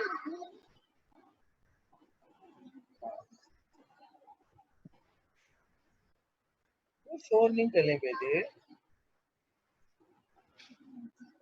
ऊपर एक sir ये code देखिए समझाते हैं। देखो ये कह रहा है 300,000 माइनस 200,001 और उसमें से लूप बैक माइनस कर दें तो जो चीज बचेगी वो वैलिडेशन स्टेप्स कहलाएगी। हमने 2 लाख का डाटा लिया था ट्रेनिंग में और यहाँ वैलिडेशन में हमने क्या कहा है 2 लाख 1 से लेके 3 लाख तक का डाटा और 3 लाख 1 से लेके 4,22,000 तक का डाटा जो है वो टेस्ट जनरेटर है। ठीक है, ये बात समझ आ रही?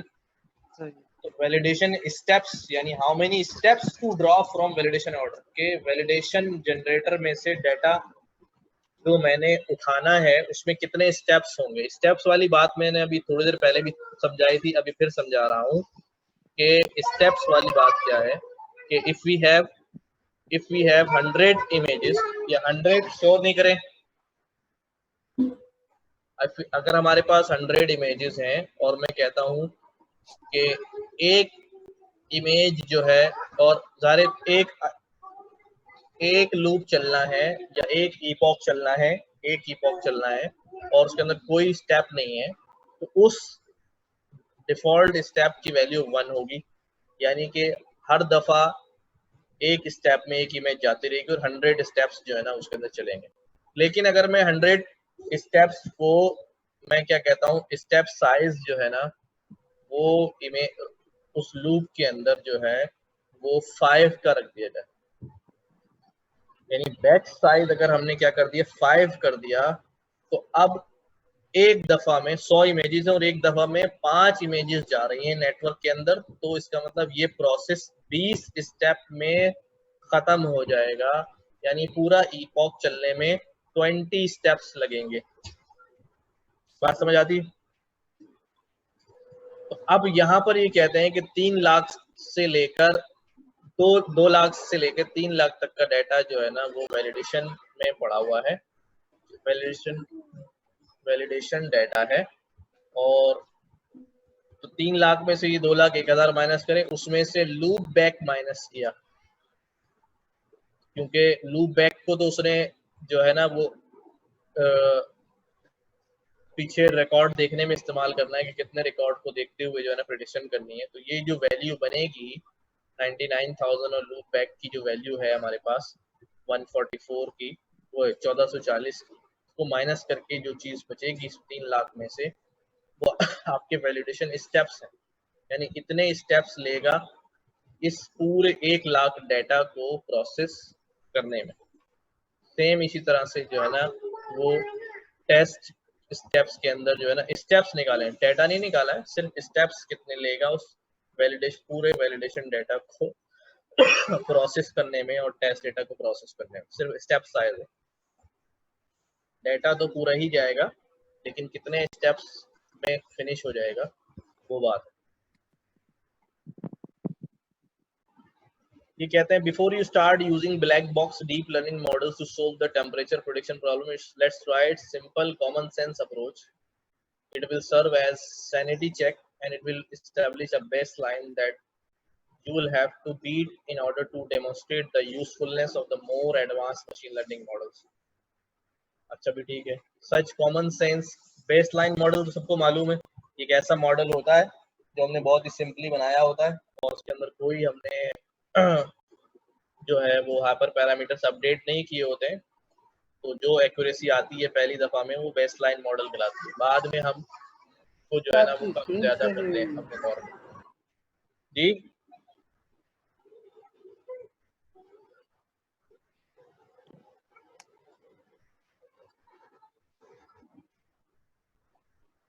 स्क्रीन शेयर नहीं है सर आपकी।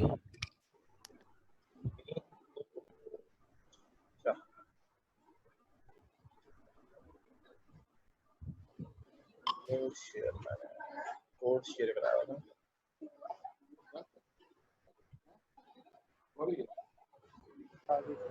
अभी आ रही है? जी सर आ रही है। जी सर आ रही है। अभी जो मैं बात कर रहा था वो वैलिडेशन स्टेप्स और टेस्ट स्टेप्स की बात कर रहा था, कैसे कैलकुलेट किए हैं, एक फॉर्मूला लगा हुआ है यहाँ पर। अच्छा ये कॉमन सेंस और नॉन मशीन लर्निंग बेसलाइन इसको पढ़ लेना, ये पहले भी पढ़ा हुआ है हमने। और 6.35 जो लिस्टिंग है, बेसलाइन मीन एब्सोल्यूट एरर का एक फंक्शन बनाया हुआ है। सर ये फंक्शन चलने में बहुत देर कर रहा है, अभी तक रन ही नहीं हुआ।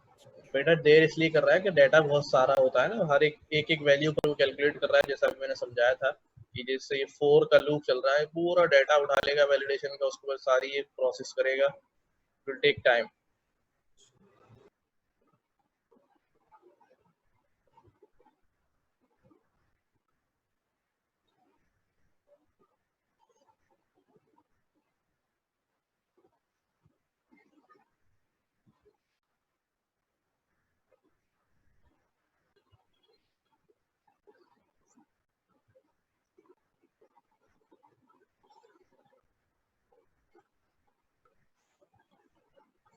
अपने पास इसको रन कर ले।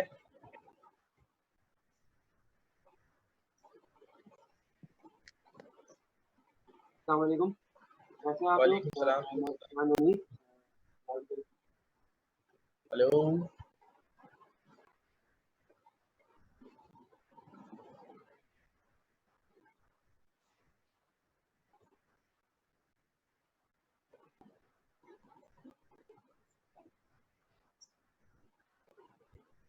ये बाई डायरेक्शनल न्यूरल नेटवर्क से पहले तक का काम जो है ना, तो अपने पास एग्जीक्यूट करें या ग्राफ तक का रिकरेंट की लेयर्स को लगाना। आवाज शायद मेरी कट कट के जा रही है।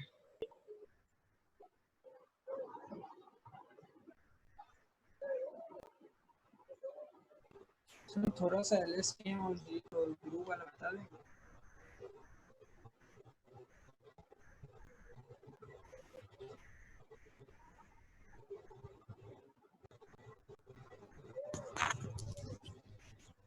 और हम कोशिश करेंगे अभी कोशिश। हेलो सर ये LSTM और ग्रू वाला थोड़ा सा लेयर। हाँ, गुरु और LSTM जो रिकरेंट की टाइप होती है, मैंने समझाया था, उसके अंदर थोड़ी सी बस टेक्निक चेंज हुई है। हमें अगर उसके अंदर रिकरेंट पड़ा हुआ है, गुरु LSTM जो है इस्तेमाल वीडियो करते भी देखिए खाली थोड़ा सा। अच्छा, रिव्यू ये है, रिकरेंट समझ में आया था। रिकरेंट के अंदर ये हो रहा था कि अगर हमारे पास 1 लाख रिकॉर्ड हो तो हर रिकॉर्ड की मेमोरी को मेंटेन करना था वो रिकरेंट ने, सिंपल रिकरेंट के अंदर के पीछे जो है ना, जो भी आउटपुट बना वो आगे भी ट्रांसफर होगा, ताकि मेमोरी जो है वो रिटेन हो जाए, या आगे से जो आउटपुट निकल रहा है वो पीछे तो रिटेन हो रहा है। तो रिकरेंट अगर इस तरह हर स्टेप पे मेमोरी रिटेन करे तो मेमोरी ओवरफ्लो हो जाती है। उसका तोड़ उन्होंने ये निकाला था कि उसको लूप से निकाल के साइड में एक बेल्ट की तरह मेमोरी बेल्ट चला दिया था, सारी मेमोरी उसके ऊपर रहती थी।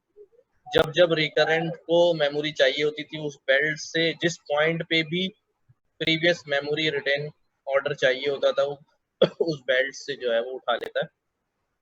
तो अपने पास नहीं करता, बल्कि उसके पैरेलल जो है ना, वो सारा काम एक बेल्ट जो है मेंटेन कर रहा होता है, और जब दिल चाहे हमारा रिकरेंट जो है ना उस बेल्ट से उस वक्त तक की मेमोरी जो है ना वो एक्सेस कर लेता है। ये काम जो है किया, तो रिकरेंट का नाम जो है ना वो गुरु GRU नेटवर्क जो है ना, रिकरेंट GRU कहलाने लगा। और LSTM भी समहाउ जो है बिल्कुल इसी तरह काम करता है। अगर बुक में बनी हुई इसकी इमेजेस को आप देखेंगे तो आपको ये बात क्लियर हो जाएगी। मैं दिखा देता हूँ अभी।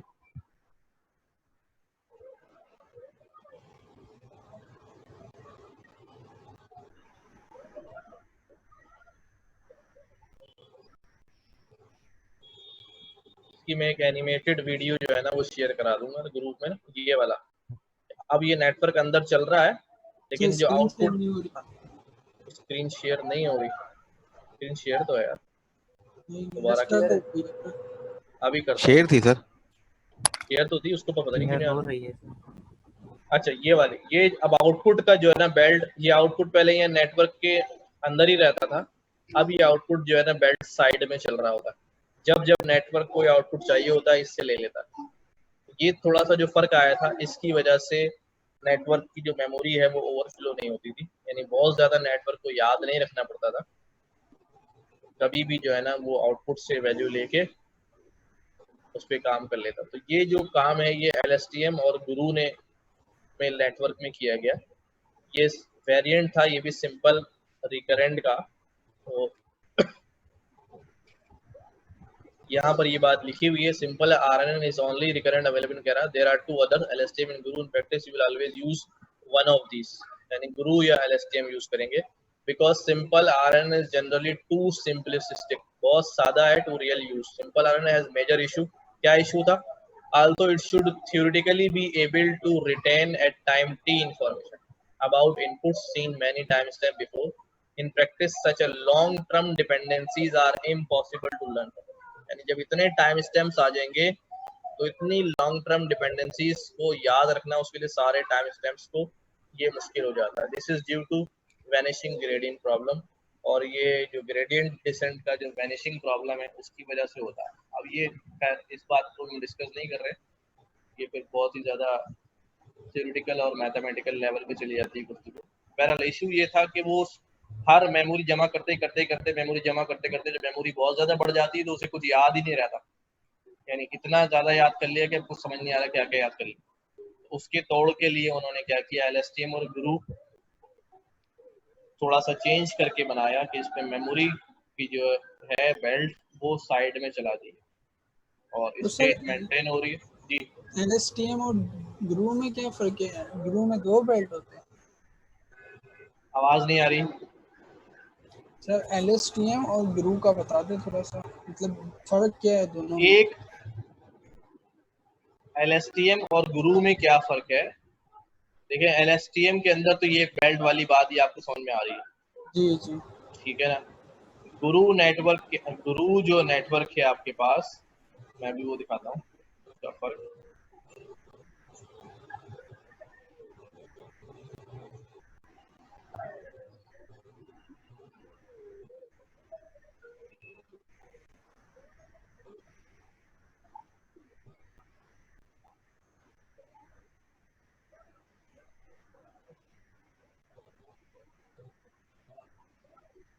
इधर शायद इन्होंने दिया नहीं, मैं वैसे समझाता हूँ। LSTM के अंदर एक सिंगल बेल्ट थी जो इनपुट को सेव भी करा रही थी और रिटेन भी कर रही थी। गुरु जी में जो है ना वो इसने दोनों को अलग अलग कर दिया था, यानी इन मेमोरी में आउटपुट जो आया उसको सेव कराने की और रिटेन करने के लिए अलग बेल्ट। बस ये छोटा सा जो है ना इसके अंदर फर्क था, जिससे ठीक ठीक बहुत ज़्यादा लाइट वेट हो गया था। ठीक सर, थैंक यू। मैं इसकी ग्रुप में इंशाल्लाह शेयर करा दूंगा, इसकी जो एनिमेटेड वीडियो है ना, समझ में आ रहा होगा कि कैसे आया, जिस तरह मैं पिछली क्लास में भी देखा था, तो बहुत ही सिंपल थी। गुरु LSTM की एनिमेटेड है। अच्छा, इसका कोड जो है ना सारा एग्जीक्यूट कर लेना। मैंने ग्रुप के अंदर जो है ना वो कंप्यूटर विजन के लिए 3 डाटा सेट शेयर कराए थे, तो किसी ने काम किया उसके ऊपर?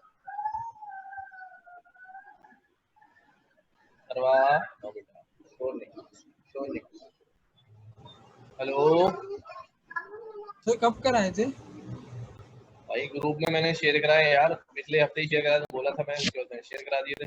अभी दिखा देता हूँ, अभी दिखा देता हूँ। यस सर, 2-3 दिन पहले आपने पोस्ट किए। मैंने यार मंगल बुध को या पता नहीं कब करी थी।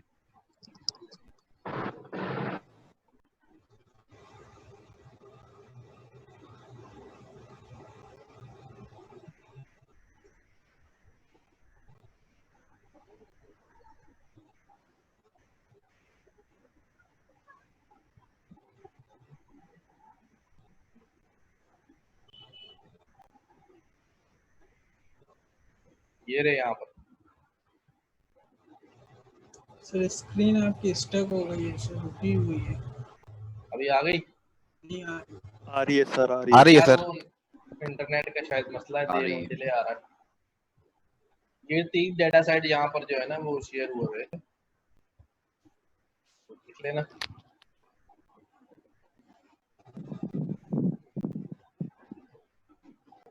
ये शहजाद ने भी शेयर कराए थे यहाँ प्रोजेक्ट्स,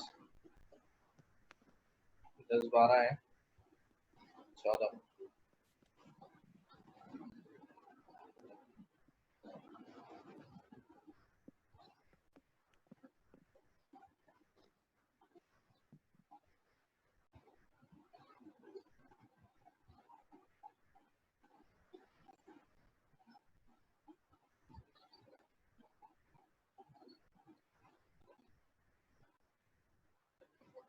क्लास की इंट्रोडक्टरी वीडियो बना रहा हूँ मैं, उसमें इंस्टॉलेशन वगैरह सारी चीज़ें जो है ना वो शामिल होंगी, उसको भी देख लीजिएगा ताकि आप जब आएँ तो हम डायरेक्ट एपीआई बनाने पे काम करना शुरू कर दें। वो सर आप कहाँ भाई यूट्यूब पे डालेंगे? नहीं, अपने ग्रुप में डालूंगा और लिंक यहाँ पर लिंक शेयर हुआ होगा, ड्राइव टॉप में पड़ी होगी, उस पर देख लेना।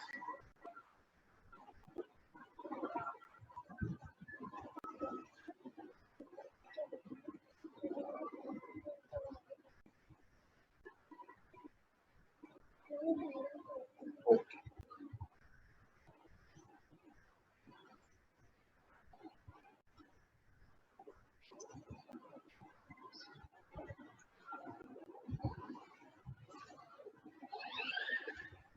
शो नहीं करे बच्चों।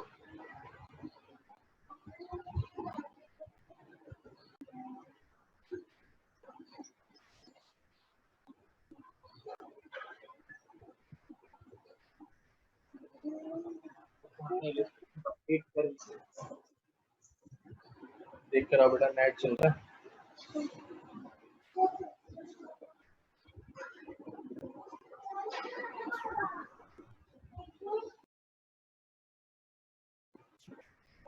ठीक है ठीक है।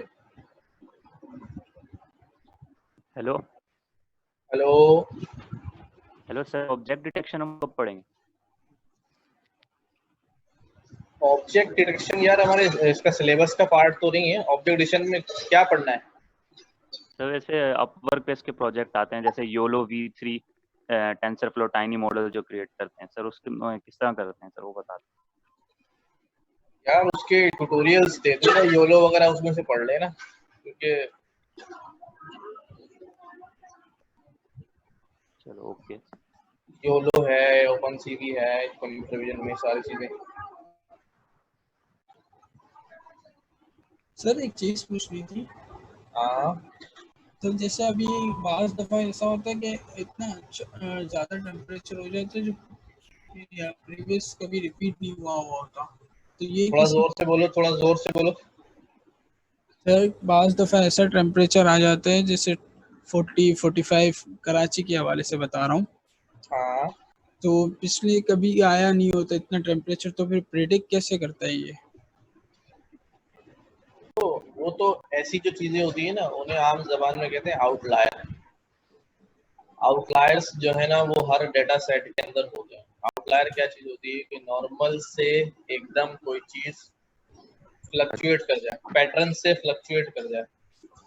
जी सर। ठीक है ना, तो ऐसे कोई ना कोई दिन जो है वो आउटलायर के आते हैं।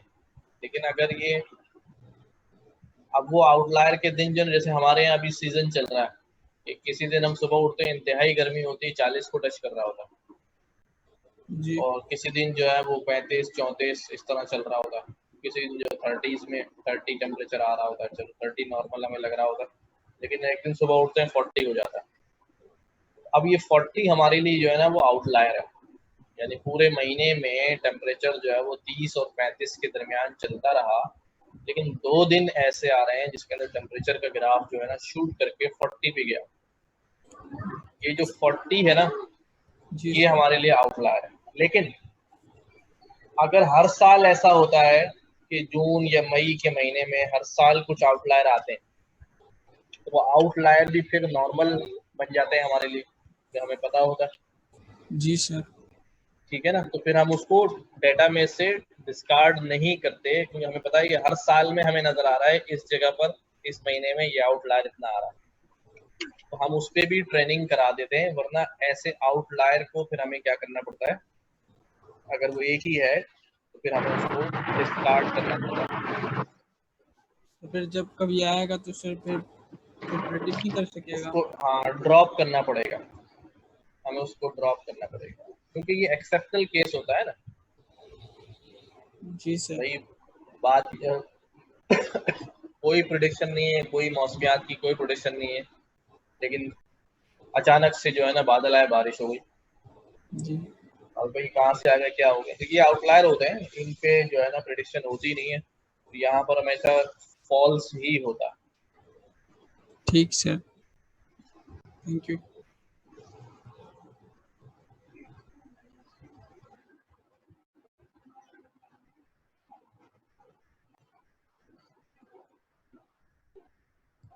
अच्छा सर ये वाला नेक्स्ट काम जो है, हाँ ये वाला काम जो है वो सब लोग जो है वो उसको खत्म कर लीजिएगा। ये जो भी हम बुक से कर रहे थे, और जो डाटा सेट्स हैं उनको भी कवर अप करना है। मैं फ्लास्क की जो है ना वीडियो तकरीबन मैंने बना ली थी ट्यूटोरियल वाली, मैं वो शेयर करा दूंगा। तो उतना काम भी जो है ना वो आसान है बहुत ज़्यादा। फ्लास्क बिल्कुल बच्चों की तरह आप आराम से कर सकते हैं, एपीआई वगैरह बना सकते हैं उसके अंदर। तो मेरा प्रोग्राम ये था कि अब हम अगली क्लासों से जो है ना दोनों चीज़ें साथ साथ लेके चलें, थोड़ा डीप लर्निंग का काम करें, थोड़ा फ्लास्क का करें, ताकि इवेंचुअली जो है वो काम खत्म हो जाए। क्यूबरनेटीज एंड क्यूबफ्लो नेक्स्ट क्वार्टर में होगा। वो अगले उसमें होगा। कुबरनेटीज भी आसान है, वो ऐसा मुश्किल नहीं है। क्यूबफ्लो भी कोई ऐसी तो चीज़ नहीं है, बस फ्लो आपको एक बार समझ में आ गया, कमांड्स याद है, कोई इशू नहीं है, आसान चीज़ पेपर है। कैसे ने पेपर का जी paper paper paper paper sir जी जी सर जो लिनक्स के अंदर वो कमांड चलाना बताई हुई है दानियाल नागोरी ने, ठीक है, हाँ तो सर वो तो हम यूआई के जरिए भी कर सकते हैं ना, तो हमें कमांड मतलब याद करना जरूरी है, कोई आगे काम आएगा क्या? बेटा, सर्वर साइड पे जब काम कर रहे होते हैं ना, तो वहाँ यूआई पे काम नहीं हो रहा होता। नहीं यानी जो प्रोफेशनल एनवायरनमेंट जो होता है ना, किसी बड़े सर्वर पे जब आप काम कर रहे होते हैं, तो वहाँ यूआई बेस्ड काम नहीं हो रहा होता, कमांड बेस्ड ही हो रहा होता है। इसलिए वो कंसोल से ही काम हो रहा होता है सारा, समझे। इवन के विंडोज में भी जो है ना, आप जब काम कर रहे होते हैं सर्वर साइड पे, तो वो भी कंसोल पे ही हो रहा होता है ज़्यादातर, यूआई पे नहीं हो रहा होता। जो काम यूआई पे हो जाए अच्छी बात है, क्योंकि यूआई पे जो है ना कंसोल पे जब काम करते हैं कमांड्स के ऊपर, तो आपको हर चीज़ का कंट्रोल हासिल होगा। यूआई के अंदर आप एक बटन प्रेस कर देते हैं और पीछे जो लॉजिक्स लिखी होती हैं वो चल जाती हैं, तो वो आप कस्टमाइज नहीं कर सकते। किसी चीज़ को आप नहीं करना चाह रहे लेकिन उस पे पीछे हुआ है तो वो होगा ही होगा। लेकिन जब कमांड लाइन से आप खुद कमांड दे रहे होते हैं, तो फिर आपके पास कंट्रोल बहुत ज़्यादा होता है। ये चीज़ आहिस्ता आहिस्ता जब आप प्रोफेशनल एनवायरनमेंट में जाएंगे कहीं काम करने के लिए, फिर खुद ब खुद समझ में आने लगेंगे कि यार इसका फ़ायदा क्या है, हम क्यों सारी कमांडें याद करें और हाथ से लिखें, बजाय इसके कि हम यूआई का इस्तेमाल नहीं कर रहे। उसमें पता चल जाता है।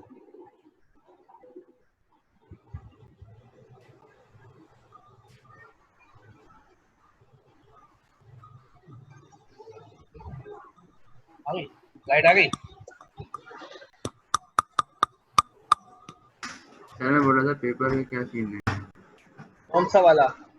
जो थर्ड सेमेस्टर का होगा कि नहीं होगा, मतलब टेस्ट जो थर्ड सेमेस्टर के होंगे ना, टेस्ट होंगे। ये सर थर्ड बाकी सेमेस्टर क्लासेस के तो हो रहे हैं, मतलब सीसीएनए का भी हो रहा है और क्लाउड नहीं, का आप भी लोगों के भी होंगे, आप लोगों के भी होंगे। बल्कि अच्छा याद दिलाते, मैंने पूछना भी है शेड्यूल के भी, ये किस तरह शेड्यूल कर रहे हैं। अच्छा देखो, एक इम्पोर्टेंट बात मेरे जहन में आ रही थी, बात निकल के फिर भूल जाऊंगा। मैं अपने ग्रुप में जो है ना, तुम लोग फॉलो करते रहना। अभी जिस बच्चे ने हमारे स्टूडेंट टेंसर फ्लो का एग्जाम दिया है, हम एक रूम पे मीटिंग रख के जो है ना उसको अपने साथ बुला लेंगे यहाँ पर, तो फिर उससे गाइडलाइन भी लेंगे क्या क्या सवाल आ रहे हैं, किस तरह के आ रहे थे। वैसे तो मुझे मालूम है, लेकिन फिर भी आप उसके साथ थोड़ा सा सुन लेंगे तो थोड़ा माइंड मेकअप हो जाएगा। नेक्स्ट क्लास में रख दे या क्लास में नहीं रखेंगे यार, क्लास में नहीं रखेंगे, क्लास सेट कैसे है? रात में रख लेंगे 10-11 बजे जो है ना, सुकून से, डिस्टर्बेंस नहीं होगी। सही है सर, जूम पे ले लेंगे, ठीक है सर। और मैं अनाउंसमेंट अपने ग्रुप में डाल दूंगा। ये ऑफिशियली नहीं होगा, पीआईएसी की तरफ से मेरे पर्सनल उस ग्रुप में अनाउंसमेंट आएगी, तो उसमें कर लीजिएगा। या अगर पूछ लूंगा, अगर वो एग्री होंगे तो ऑफिशियल ग्रुप पे भी डलवा दूंगा ऑफिशियली। लेकिन अभी तक मेरा इरादा ये है कि हम पर्सनली उसको बुला लें और जो है ना थोड़ी बहुत हिंट ले लें, सारी चीज़ें ले लें। ठीक है जी, ठीक है सर। चलो सही है, मैं एंड कर रहा हूँ फिर। अल्लाह हाफिज। अल्लाह हाफिज। ग्रुप फॉलो करते रहना, अनाउंसमेंट जरूर आ जाएगी इसकी, जो मैं किसके नाम से ग्रुप है सर? आपके नाम से ग्रुप है? हाँ सर, नासिर के नाम से ग्रुप है ना फेसबुक का। ओके सर, ओके सर, अभी मैंने स्क्रीन पे दिखाया भी नहीं। ठीक है सर। ओके। अल्लाह हाफिज़।